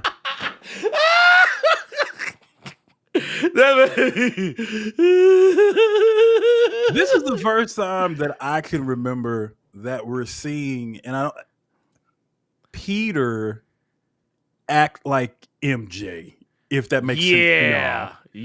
Well, it's Peter that's just tired of putting up with shit. Yes. You know what I mean? So this is one of the first times I can remember off the top of my head to where I'm seeing where it's just like, no, boom, I'm going over here. He's like, yeah, I'm out. Over here. I am sick of this. I am tired of this. Plus, you got to think about. I guess we do have to go back to the Zeb Wells stuff. We got to go back to the Zeb Wells stuff a little bit because a lot of the stuff that was happening, Peter was just trying to get back to MJ. Yep, that whole run. And you got a man and some cheering. And now you just telling me to go on about my business now. And now you bring your ass over here with Venom. Not doing this today. I think this is one of the few times I've seen him where like he legitimately just, I'm not doing this today. Nope. Nope. Well, it's funny too. She could have just texted, bro. Man, you could have just sent. And if she asking, do you even read those? That means he knows that she knows he don't read text. Yeah, which was a real pretty way of saying, I'm not trying to deal with you right now. So, okay. This is nice. Also, the thing that I've been predicting is going to happen in this run, I think might actually fuck around and happen. What's that? So you know how, like, or maybe it won't, but I feel like it's fast on its way approaching. So you know how, like, he's got the new girl, Shay, right? Mm-hmm. Little mocha thing that been hanging around. Well, you know, he also got his boy. Was it Robbie? Mm-hmm. Man, Robbie and Shay been getting kind of chummy. I like Travis's comment saying you not left on red, because I have done that to people before, and I guarantee you that's what Peter would have done to MJ, where you only read their message because it's a notification. You don't actually hit the notification to transfer to your messages so she know you read it. You just got the Oh yeah, that's what MJ was gonna get. I saw the notification that it was you and what you said. Okay, and then you just swiped it to the right, and keep on pushing. Yep, just keep on fucking pushing. And it's funny though, because like now I don't know if Robbie gonna take the bait, but like it's been kind of looking like every time I pick up that damn book. Yeah. I see Robbie and Shay. I hope they're not doing that. That'd be fucked. Yeah, especially after Peter thinks shit's sweet and he got him a girl. He's like, because now he can be like, wait a minute, MJ, come back. This is going to be so drastically different from like Ultimate, because everything that you're saying and everything that I'm saying right now, it's like everything that Peter kind of dealt with in One World Underdone, where he was just dying every other time. Yeah. Are we finna get a Peter Parker version of Shadowland where this motherfucker just finna be sick and tired and just snap real quick? He might. Shit. Look, we might get a fast forward. Becomes the greatest villain. Are we finna get that? Yeah, I mean, it's possible, man. It's possible. Spider-Man, the soap opera. Could you imagine? See, now this is going to be for the older people that actually watch these things. But could you imagine Peter Parker turning into Stefano? Could you imagine that? Could you imagine that? Get some Days of Our Lives in here. Peter Parker turning into Stefano the Mirror. Boy. Bruh, don't look. Y'all don't want people. Only older folks are gonna catch that reference. Only older people are gonna catch my reference like that. Oh my god, I'm dead. I don't know if Robbie broke up with no, I don't think. Daughter. Well, I know she kind of ran off into the sunset. Mm-hmm. And yeah, after all the I know with all the gang war shit and the fallout, like the end of the Zeb Wells run, there was all that. I don't know what she's been up. Oh, bruh, if Peter turned into Victor, boy. Nick, stop. Hey, stop. See, don't give them no ideas. Those are completely different ends of the spectrum, okay? Because if Peter turned into Victor, Peter fucking Black Cat, Shay, Carly, damn, not Carly. Carly, fucking, he might even because that's still the young Madam Web, he might let her get a piece real quick. Oh, shit. Peter might be going on a fucking spree if he was Victor. Victor was evil, but Victor was a smooth motherfucker, boy. Oh, yeah, no, dude. Victor was laying pipe all over town. Peter might just say, fuck it, go snatch up little Anna Marie Marconi real quick just to make Octavius mad. He said, I know, I saw what you did in that Venom book for no goddamn reason. Boy. He's like, no, you got to go. Boy. He's like, you got to catch it. No, it's it's gonna be interesting. It's gonna be interesting. I actually hope they don't do the whole Robbie Shea thing, because I was like, man, I'm actually okay. I don't know if I'm one of the few people here in this mind state, but I was actually kind of okay with the idea that Shea came into the picture and Peter had a girlfriend who was not MJ. I was like, yes, let that man go on and do something else. Let it, and if MJ want to be with Paul, go be with Paul. But honestly, at this point, these are two characters I feel like actually, I honestly think they work better apart than together in a lot of respects. Like, even when they had them back together during like the, Nick Spencer shit, I was like, oh, okay. I was like, all right, well, this is actually okay. Yeah. But now I'm kind of like, look, if y'all break up so much that I don't think y'all are healthy for each other. I was like, I don't think y'all are healthy. Maybe now that MJ's got a taste of what it's like to be a superhero, maybe, but like, I'm perfectly okay with her, staying over there doing her thing over here, Peter doing his thing over there, and neither and nowhere in the middle do these two meet. Just be friends. Just be friends. Space Cowboy saying, don't make us revive Valiant Comics for the 5th time. So funny that you said that, big time, because it's on the horizon. The newest revive of Valiant Comics. Valiant Comics Beyond is coming soon. They already got a Kickstarter of another Bloodshot, Black, White, and Blood. They got a Kickstarter for Exo Manowar, Black, White, and Gold. Harbinger is getting relaunched. Archer and Armstrong is getting relaunched. Bloodshot is getting relaunched again. Shadow Man is getting relaunched. Yeah, they're already reviving Valiant again. It's called Valiant Beyond, big dog. Christ, I hate it here. Well, speaking of things that are getting revived and relaunched, and in some cases reloaded and maybe just regular loaded. Yeah.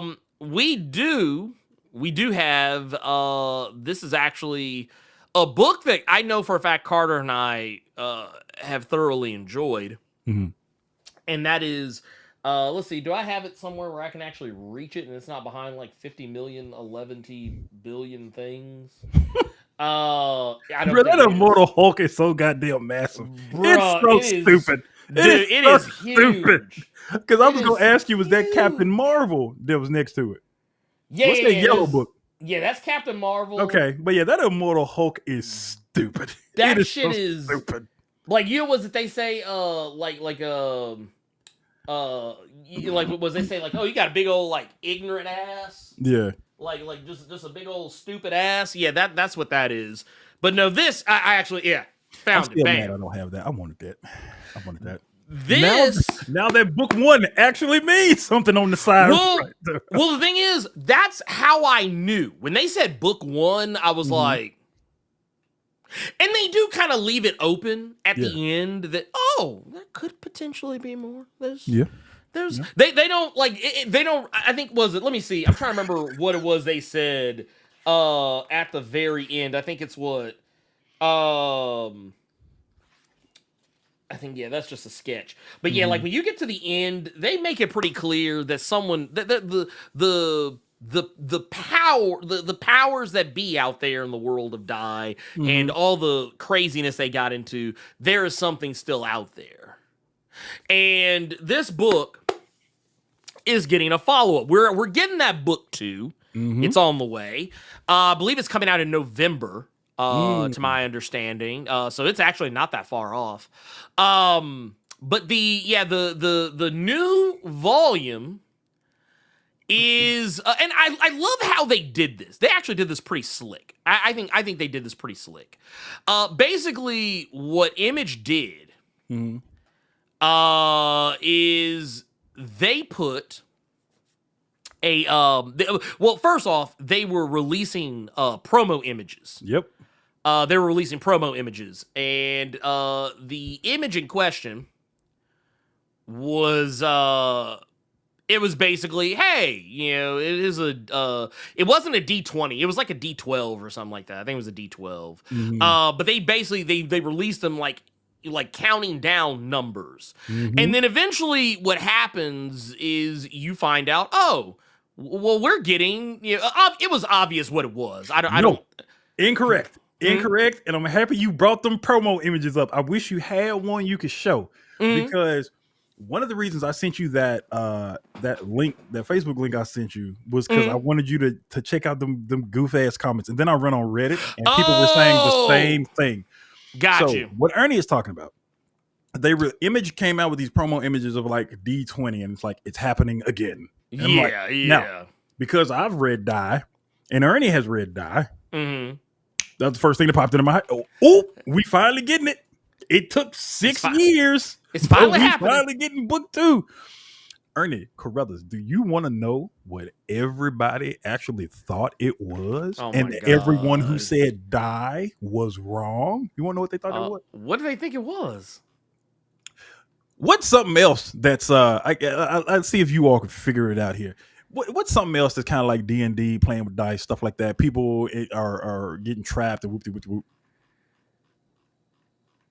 What, they think it was Squid Game or some bullshit? So no.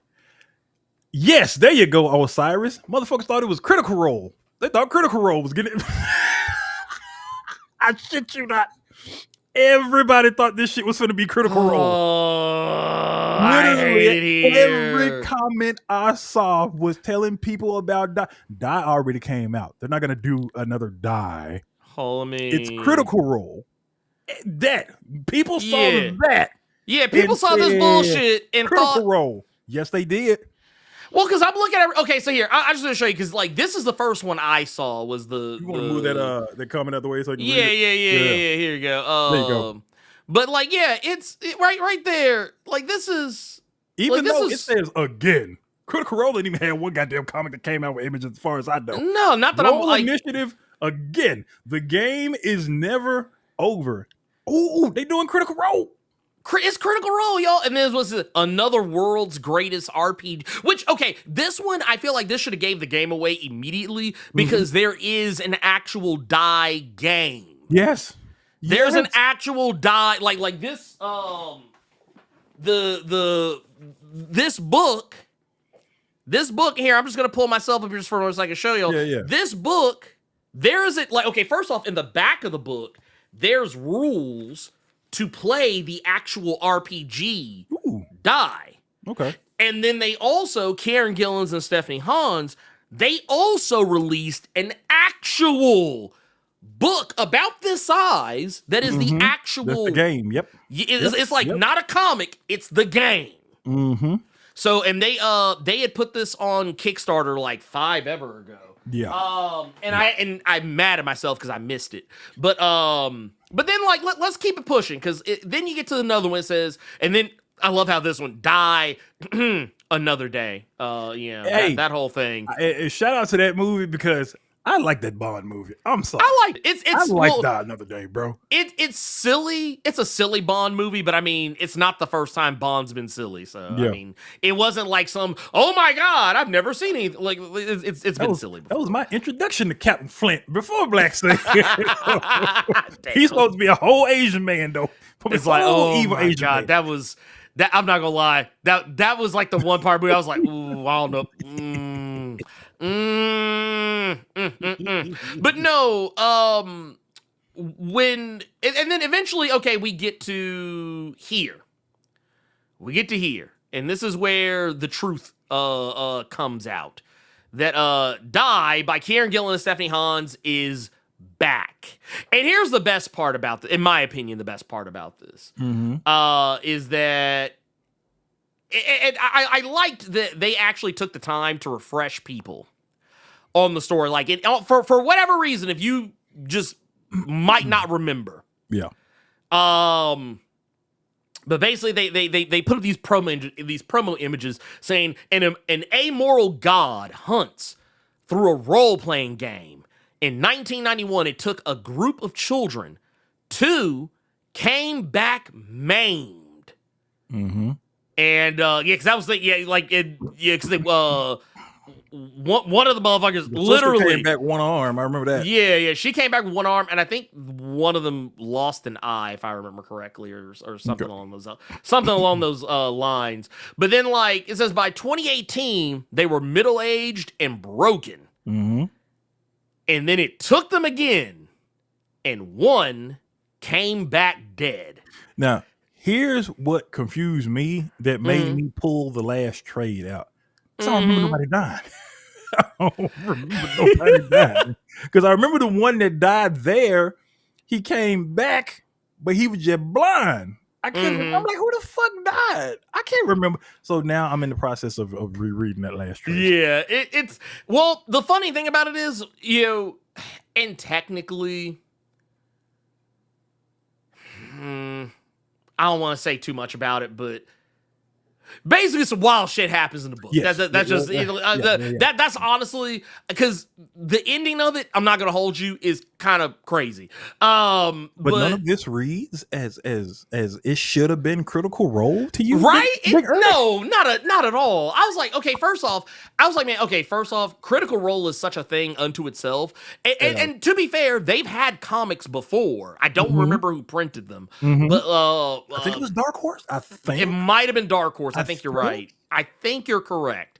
But the thing is, if it was Critical Role, for one, I think you would have seen Matt Mercer talking about it. I feel like Matt Mercer would have said something. The fact that he was not, I think, should have been all of the proof. No, X1. This was the X1 is saying, I think the bear maybe threw them off since one of the Critical Role girls has a pet bear. No, they weren't. This image had not come out yet. It was just the die. And everybody see a Critical Role. Yeah, because like, look, I'll go back. There was like this is when people saw the promo images, like there was nothing else in it. It was just the dice. It was just the dice and like a little quote. So yeah, you can't even give them that. But then like you get here and it's like, oh shit. Like at this point, it's like, okay, look. The fuck is this? Where's Critical Role? Right? I was like, look, I get it. I hate it for some people. I really do. I really hate it for some people. But like I'm interested. I'm in for a penny. I'm in for a pound. Yeah. Because I really, really, really, really, really like this book. Yeah. I even at one point, remove that. I even at one point did ways ago, I did like a non-spoiler video about it, like 5 ever ago. I've actually been thinking about going back and revisiting that book and maybe talking about it in some more depth. But yeah, this, like, because I remember the way it was pitched to me before I actually read it. The way it was pitched to me was someone was like, hey, imagine that old Dungeons and Dragons cartoon from the 80s. They said, imagine a story about those characters after they came back from Dungeons and Dragons land. Like, what would their life be like if they escaped that world and it was not everything, like it wasn't all happy, fun times, and they actually had real trauma from it. And then for whatever reason, they got, like, after they've all kind of managed to somewhat get their lives, not back on track, but just kind of somewhat starting to be normal people again, they get drugged back into it. Yeah. Like, as adults. I was like, okay, fuck it. I was like, you got me. You got me. Also, Osiris, you're not wrong. Because anytime D&D dice are in play, white people always assume Critical Role. That is true. That is one that I'll give you that. I'll give you that. I will 100% give you that. But yeah, so for me, I'm excited because, well, for one, it's Kieran Gillen. Yeah. And Stephanie Hans is no slouch either. Like, Stephanie Hans be out here killing it. On them pages. But the fact that they're bringing this back, that and here actually I have to know. I have to know just because Yeah, Dark Horse. Dark Horse is where y'all saw them Critical Role books. That's what I thought. So yeah, which made the most sense to me, honestly. But yeah, I personally, I think that this is a great story to kind of revisit. It's you can tackle it from some different angles. I don't know what the premise of this is going to be. Like, are we taking them same broken motherfuckers and taking them back? Or are we getting a new group? Yeah. I hope it's a new group. I actually hope that it will be a new group to some degree or another. Yeah. But yeah, I'm excited for it. I'm excited for it. I think y'all should be too, especially those of you who I know that did read it based on the recommendations that we had given in the past. But yeah, I'm hoping, I am seriously hoping that this goes. I hope people really get into this, but because like I said, it had a really interesting cast of characters. Like all the characters had something to offer, and some of them were terrible. But like some of them were terrible people. There were a couple of bad eggs in there. But I really appreciate that this is a story that is getting revisited. But yeah, to me it looks like it's a new cast. Because I'm almost positive it's a new cast. But yeah, Carter, what are you thinking? What are you thinking about this new upcoming Critical Role universe comic? Man, it's kind of bad that you have to add some extra when you say you hope it's a new crew, because I hope it's a new crew that's not just the kids from the old crew. No, I want a completely new crew. But off that same token, I know that there were some characters that in both worlds they were worse for wear. Like the one homeboy that was the thief, not the thief. The bard. Yeah, he was the bard. He wanted to stay there. Even he was happy. He was chilling because he didn't have to deal with all the shit that he had done outside. He kind of made peace with it there toward the end of the book, but I know I'm hoping that with this new one, we don't see characters that were there that came back and were just and it went even worse for them when it came back. Right. Now you're just being mean at that point. Right. Before they went there the second time, it was mess. And now you're stuck back here and you can't handle that mess. For them to come back and then have to get snatched back again, like I'm hoping it's not like I'm just hoping it's not that, because now let's get a new group of people that you can make us care about and love the amazing art from Stephanie Hans. I want to see how she's able to draw and or paint. I think that's like hers. New classes that I never thought about, because I'm not that big into the D&D stuff. So I would love to see how she would do the other classes or spins on classes, because I thought the one neat thing about Dai was the main character in the real world. It's just regular old white boy, and then he goes to die, and now he's a woman, and he has the speech thing where it's like there's a mutant that or the old girl from Umbrella Academy, like I heard a rumor kind of shit. He had that kind of power, and then now you had a kid in the game, and I thought that was an interesting way to tackle that.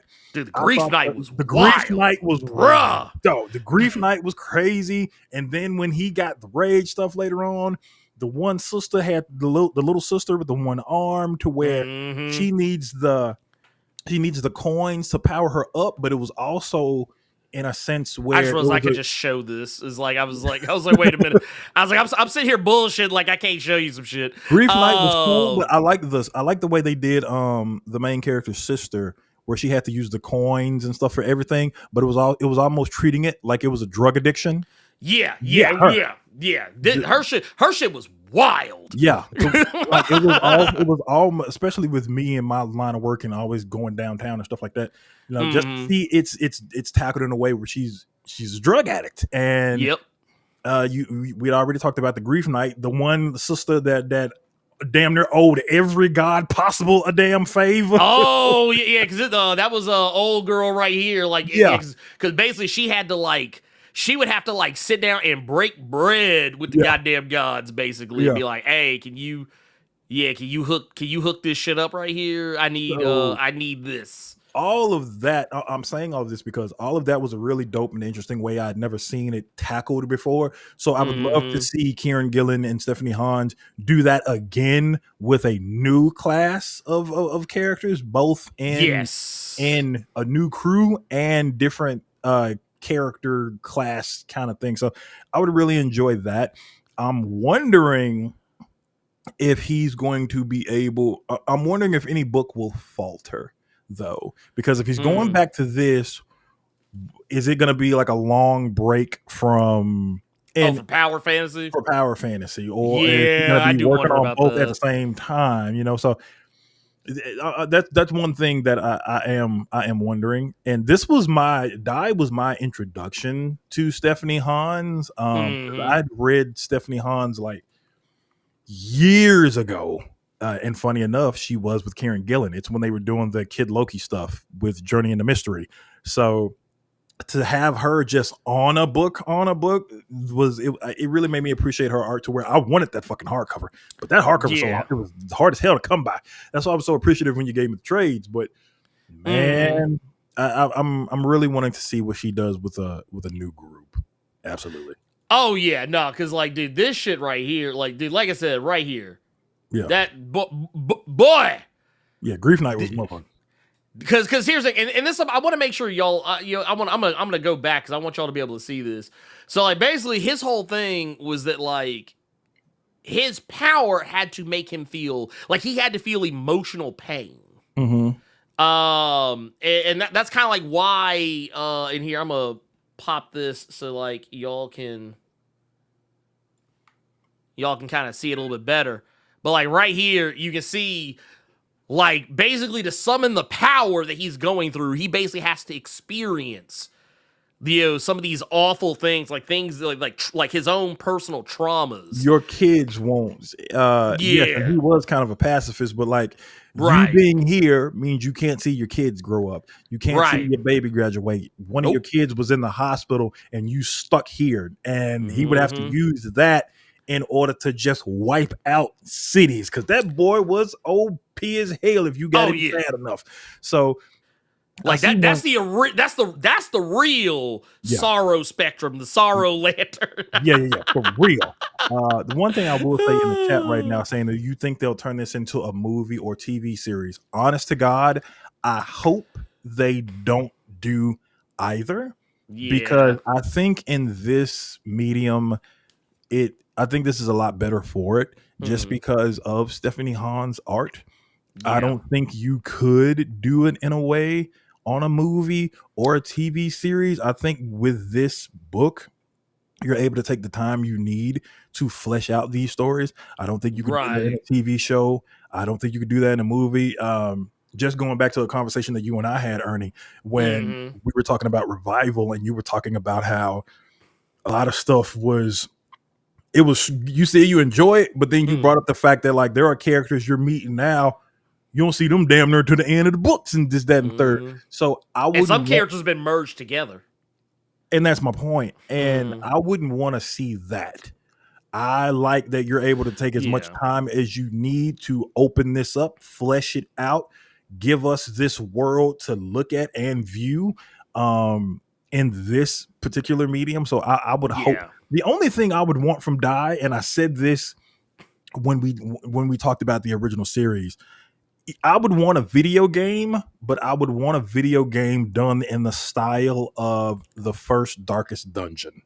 Because I I think Stephanie Hahn's art could really work with that kind of kind of game. So yeah, that's really the only thing. The board game is cool. The board game is great. Not my cup of tea, but if you love it, you love it. Great. I'm not here to knock it. But just in something in the style of that first Darkest Dungeon game, I think would be really dope to see. Oh man, 100%. And like I said, I also would fear too that people would try and draw too many comparisons, like because it's the nature of the beast. This is what people do.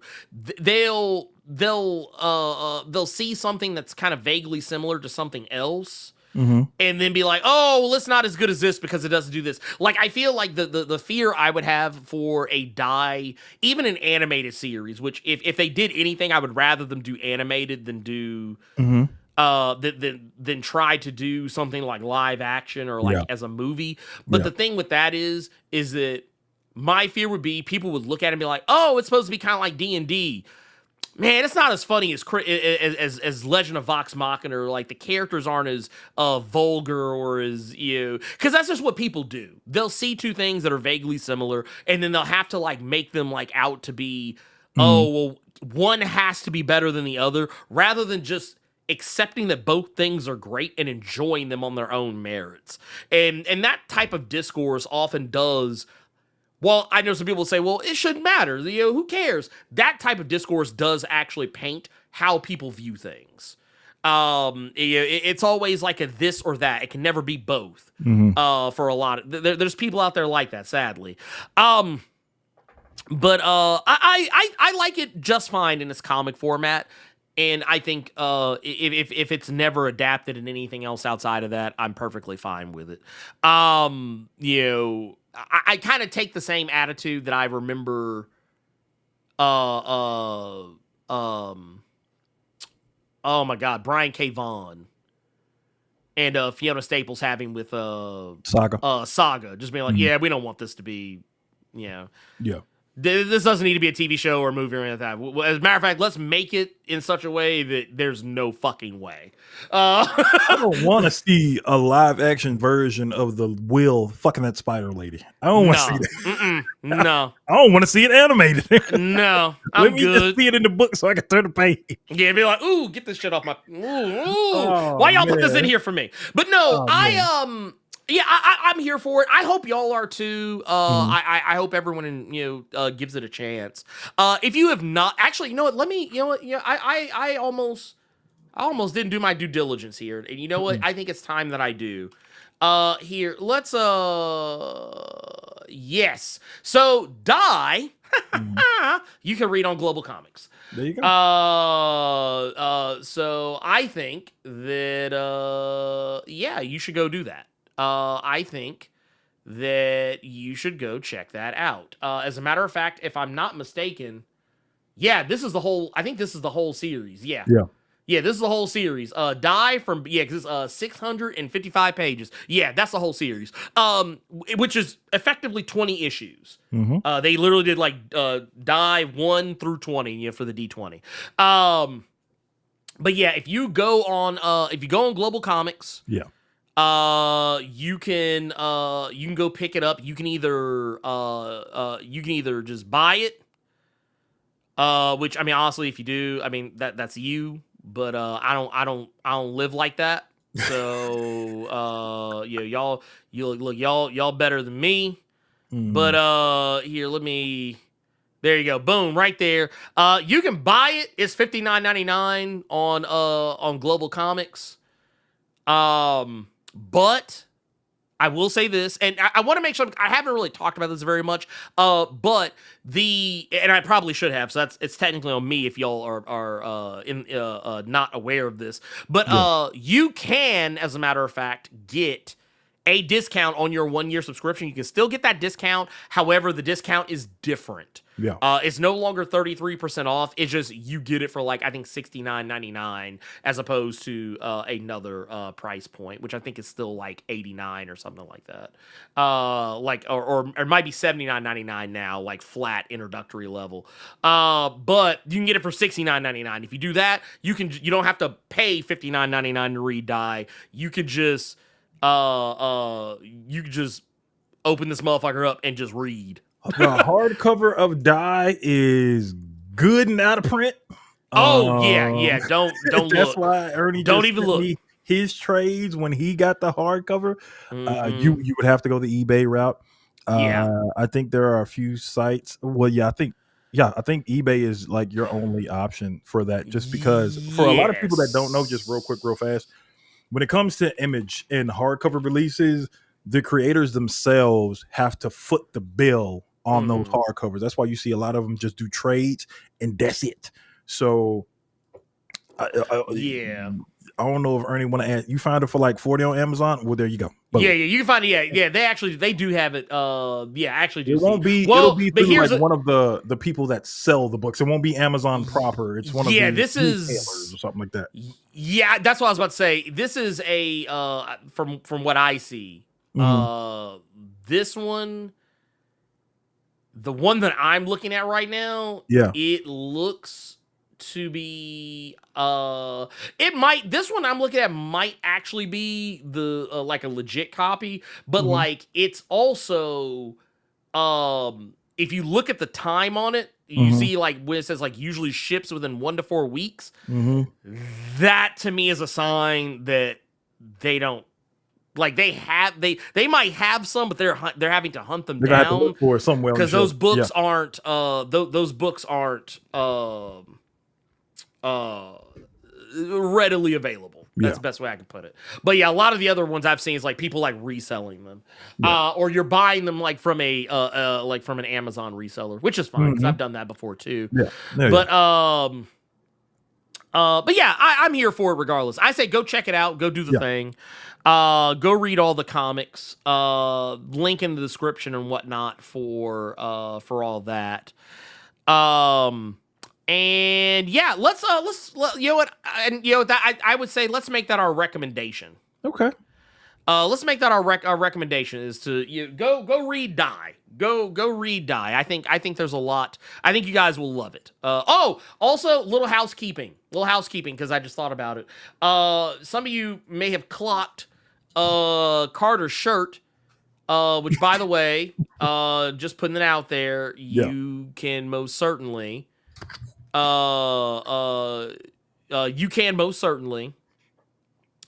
this shirt up on the Blerd Without Fear merch store. It is a thing. It is a place. You can go there. And not only will you be able to pick that up, which by the way, actually here, let me log out because it's showing prices for me. I don't want to false advertise. Yeah. I don't want to false. I won't false advertise it. But basically, yeah, you can pick up a Blerd Cave shirt. You can also let's see. Can I pop this one out here? I'll just show the image I have because I don't want to misrepresent. Because that's one bad thing about the website. It shows the prices for me, not for y'all. Yeah. So I don't want people to be like, man, that shirt said it was only $10. Why is it charging me almost $20? Like that's because that's how much it costs for me, pimp. But here, let's go here. T-shirts and where to go? Oh, here it is. Bablam. So we got a new shirt on the and there's also a mug. There's also a mug in case anyone's curious as well. You can get this in a mug format. But where to go? Bam, here we are. Window, bam, bam. Add to the scene, bam, bam. Look at that. So we got a new shirt that you can pick up that was drawn, illustrated, all that good shit. And lettered by yours truly. If you want to pick that up, it is hot off the press. And I might leave this up indefinitely. I actually romance the idea of making shirts limited. But I might leave. We'll see what happens. But basically, yeah, I actually, not a flex. I actually drew this in a single evening. But I was sitting watching something. I might have been watching Man in the High Castle or I might have been watching something else. I don't remember. Anyway, but point of the matter is, I was sitting up watching TV, and I was like, man, let me do this. And I drew it all out, scanned it, and then went back, inked it, colored it. And I thought, you know, I loved the meme. I loved that meme. The whole, what was it? Silence, comic book fan, a person who's never read a comic is talking. Well, I wanted to have something that was kind of in the same energy. So I came up with this. So here you go. For our audio files, Silence Incel. A person who actually reads comic books is talking. So I thought that was cool. I thought it was pretty cool. So y'all do with that what you will. Like I said, it's if you buy the shirt, there's also a mug. There is a mug as well that you can, I think it's like a 15-ounce mug that you can pick up that has the same design on both the front and back of it, or rather the sides of it. I guess however you want to justify what mugs sides are. But basically, if you pick that up, you will be 100% supporting my art because I did it all myself. But yes, I was actually really proud of that image as well. I was even more proud of the fact that it's that is all watercolor. So for the most part, so yeah, I was actually quite proud of myself for hooking that up. Actually, I did not mean to re-add that. I actually meant to completely remove it. But you know, hey, what are you gonna do? Let's we do have a couple of things in the here we go. Yeah. Let's see. Oh, yeah. I just saw this. Levester had put something in, but we had technically already. We already talked about that, big dog. Yeah, we had technically already talked about it just a little bit ago. Let's rewind, Big Pimp, rewind. Yeah. We talked about, but also shout out for the 35 months in the Blerd Club Gold Mine, because we can't downplay that.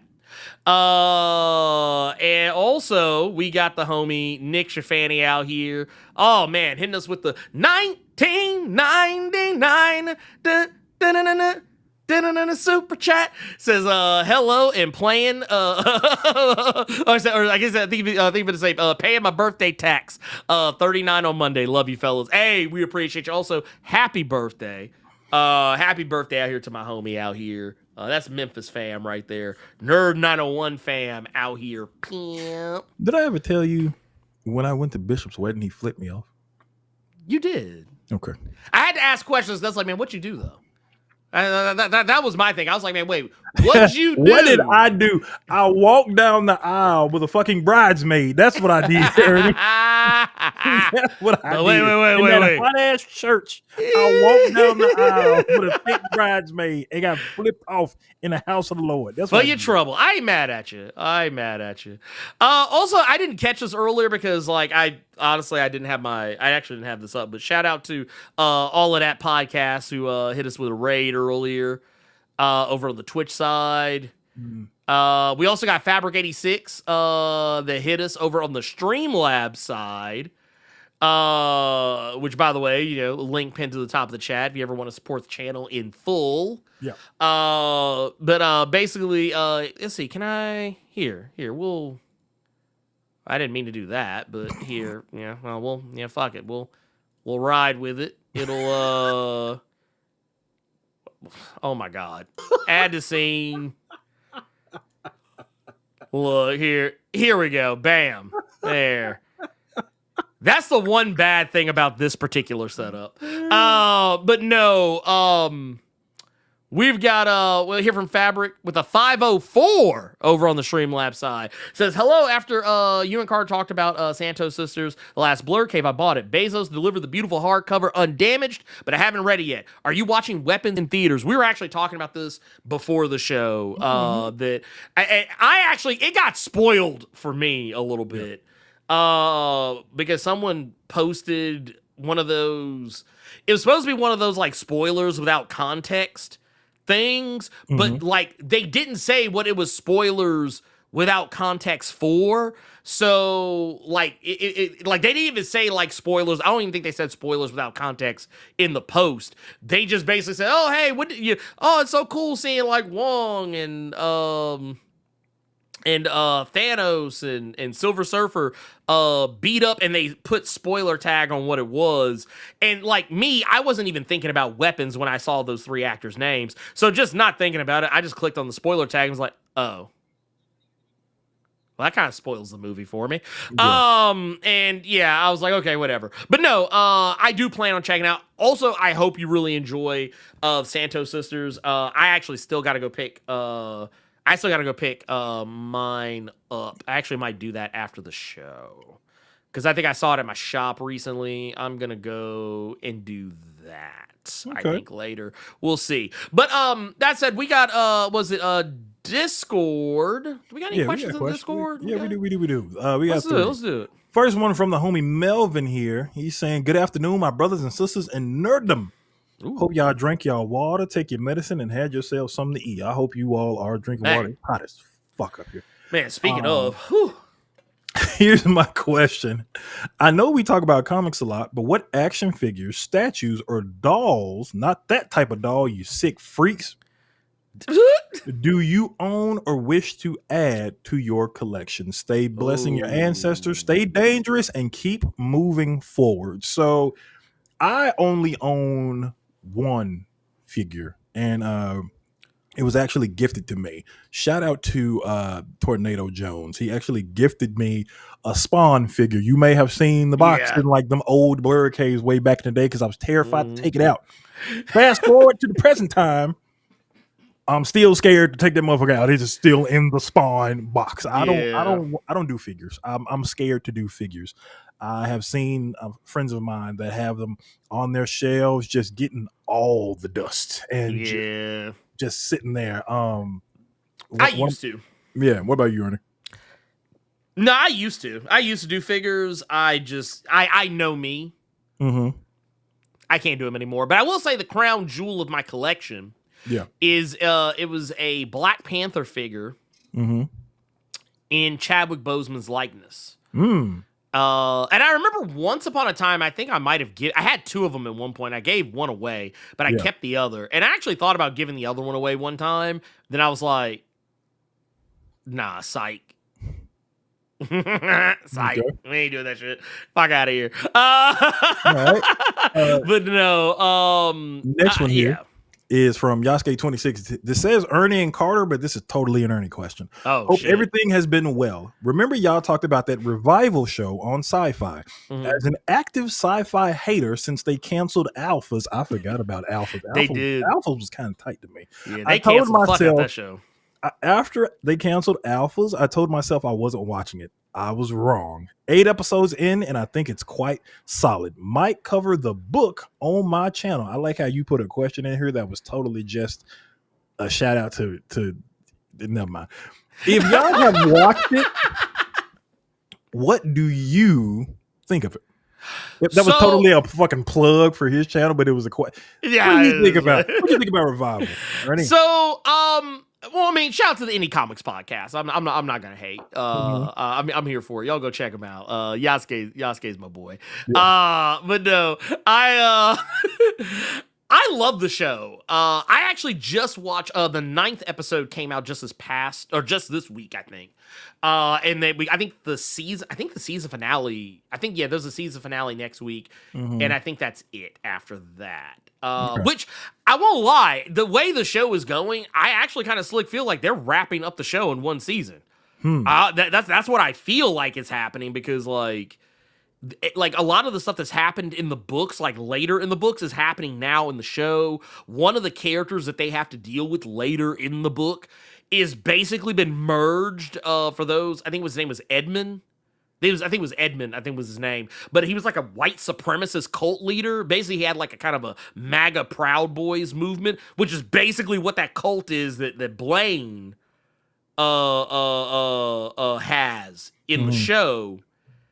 Because Blaine was not that about it.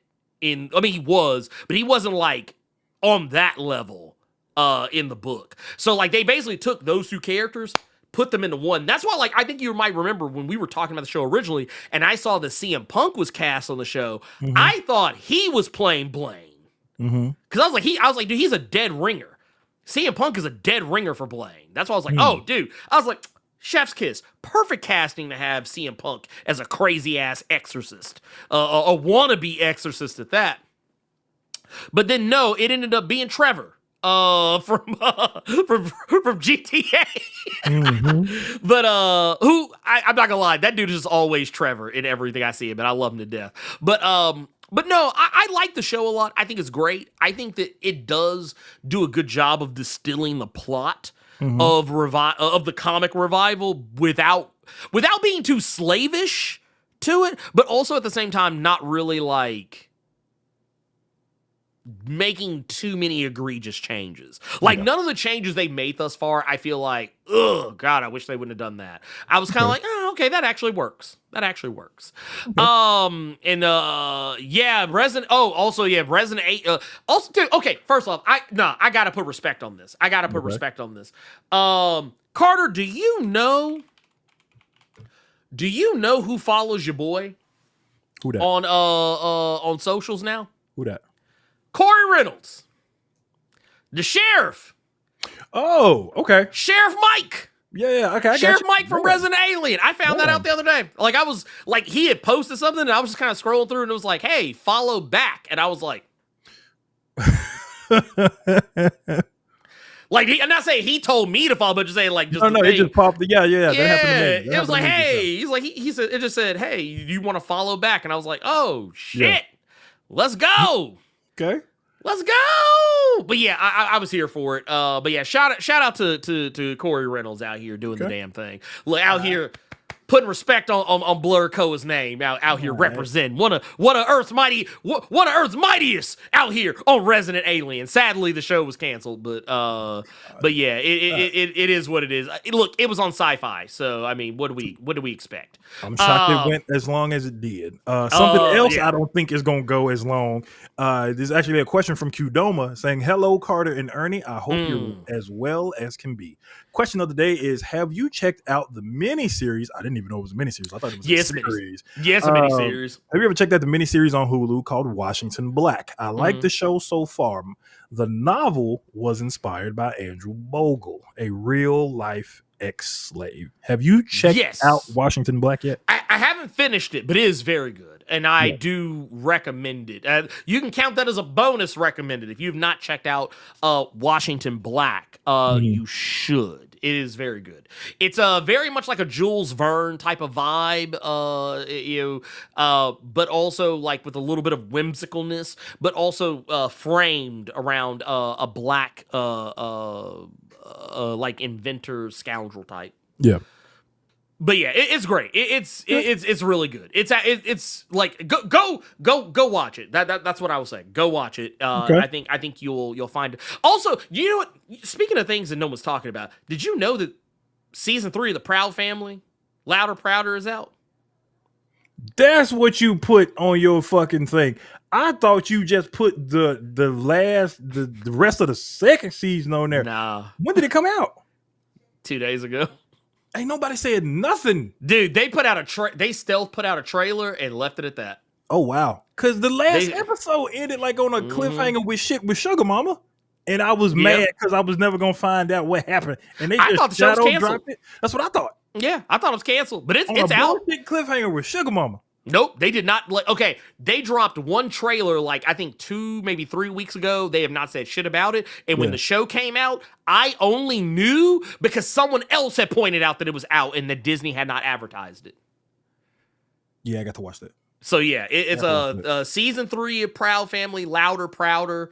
It is out. It is actually out. So yeah, go.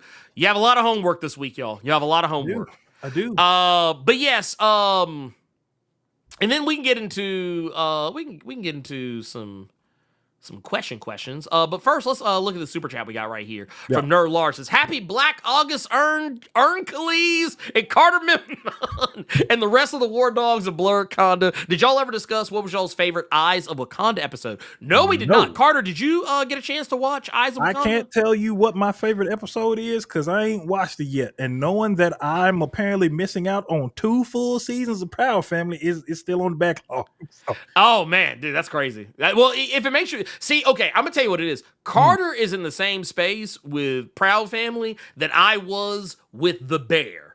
Like, when Bear Season 4 dropped, I was like, oh, shit, I just got one season. I was like, oh, I just got one season to catch up on. I was like, oh, I haven't watched Season 2. Honestly? I didn't realize that I was like, oh, shit, wait, this is Season 4. I was like, shit, I missed 2 seasons of The Bear? I ain't gonna hold you. You might have to put The Bear on the back burner again just because I need you and yours to catch up on Smoke because I need somebody to talk to about the last episode because that last episode, what the actual fuck? Okay, yeah, all right, I'm gonna do it. I need you to catch up on Smoke real quick. Yeah, because I'm not gonna hold you. We caught up on season 2 of The Bear. We're on season 3 of The Bear now, and The Bear is one of them shows that's kind of like I thought that Cynthia was being a little like soft when she was talking about how like triggering the show was. Because she was like, oh, this show's like too intense. They're like always yelling at each other. It's like just too like because I know that's kind of like a thing with her, like you and her, really her and all of her sisters are kind of this way just because how they were raised. Like whenever people like yelling and like talking really loud and like being really like intense, it's very triggering for them. So I was like, it ain't that bad. I was like, oh no. I was like, no, The Bear. She on the money. She on the money on that, but dog. So you know what shut me up? Is I got to the episode in season 2 where they were talking about the family dinner. Oh, okay. The one where they had the Christmas dinner, where Jamie Lee Curtis on that fork and shit. Right? Yeah. Look, Look, my ass sitting here. Look, I was like, I made a mistake. From coming and working in restaurants, everything that has been shown, especially when they went to going off the Postmates app and getting all them online orders, the PTSD came back like a motherfucker. And Osiris brought up Shorzy. I don't know a lot of people that know about Shorzy. Shorzy? Oh, God, dude. Because I think that 4th season just finished, and one of my homegirls, she's from Canada. She's from Newfoundland, and she used to always call me Shorzy. She said, I'm just gonna start calling you Shorzy," and I never knew what the fucking reference was. And then I asked other people, and they laughed their ass off, saying, "Yeah, that's him. He's Shorzy." So I gotta watch that. I gotta watch that. But no, please. Let The Bear stay where it is because they ain't going. I'm gonna catch him on Smoke. I need you to watch Smoke. Yeah, I'm gonna catch him on Smoke. I'm gonna do that. I'm gonna do that. Like I'm gonna put that other shit on the back burner. Disney. Y'all are right. Disney does not advertise shit. If it's a black show, they ain't advertising it. And that's just all there really is to it. Yeah. But yeah, no, I'll have to. I need to actually check. I need to actually check that because there's actually some people on that show I kind of fuck with, so yeah. But let's take a look. We got a couple here. Okay. That a couple of questions I got right here. We got one from Melman. So this question, less of a question and more of a recommendation. If you haven't watched, Super Nigga here on YouTube, please do. It is so well done. That brother needs eyes on that video. I will check that out. I have not watched it myself, so I will actually here. Let me look. This is what I'm gonna do. I'm just gonna go ahead and pull the shit up now, just so not gonna play it. Sounds cringe though. He says, wait, hold on. When you start the video, there's a old 70s, 80s song. Niggas is trash, bro. I don't want to watch. This sounds cringe. I'm gonna check it out. It's only 8 minutes, so I'm gonna check it out. But I saw it popped up on my feed like a few days ago, but I didn't I think when I saw it, I saw something else that caught my eye, and I just kind of my mind just kind of went elsewhere. But yeah, I'll check it out. And we got Romy Rome says a question. I've kind of always liked the Superman comics where he and Wonder Woman are a couple, especially in the New 52 run. How do you think their storylines would have been different moving forward in the comics? Man, I'm not gonna hold you. I don't even like to think about that shit because I do not like them together. I do not like them together. But I mean, I tell you what, if they would have kept together, honestly, man, I'm not gonna hold you. I think it would not have been very interesting. Because well, go ahead. No, I was gonna just say any particular reason why. I don't know. It was like, okay, Superman dating someone else who is super, I think kind of takes the interest out of his relationship with them. Like not to say he can't date someone who's, you know, because obviously, you know, Lois Lane was super very recently herself, but I felt like, I don't know, just it didn't do anything for me. Like it didn't move me. It didn't like, I don't know. It just like, it was cute when it like when it first happened, I was like, cute, but like as it kept going, I was just like, okay, I'm good. Okay, I'm good. I'm good. But yeah. I'll okay, I'll say this much. Yeah. It's more the fact that I think where a lot of Superman's charm comes from a romantic capacity is how he interacts with people who are normal. And I think we've just been trained. We've been trained to see Superman with normie people. And I feel like that's just kind of like just where I'm like, yep, that's fine. That's cool. Like him being with someone who's super, I feel like it's kind of like, you know what? It's like I feel the same way about Batman and Wonder Woman as well. Okay. Like I feel like I don't need to I don't need to see Batman dating Wonder Woman either. I feel like truth be told, I feel like if I would be more interested if you told me Wonder Woman was hooking up with Big Barda. I would be more interested just because that would make more sense to me. And even then, I would still kind of be like, yeah, just let her stay with Steve Trevor. Just let her, even though he's dead, but I mean, yeah, let's let her stay with Steve Trevor. Be done with it.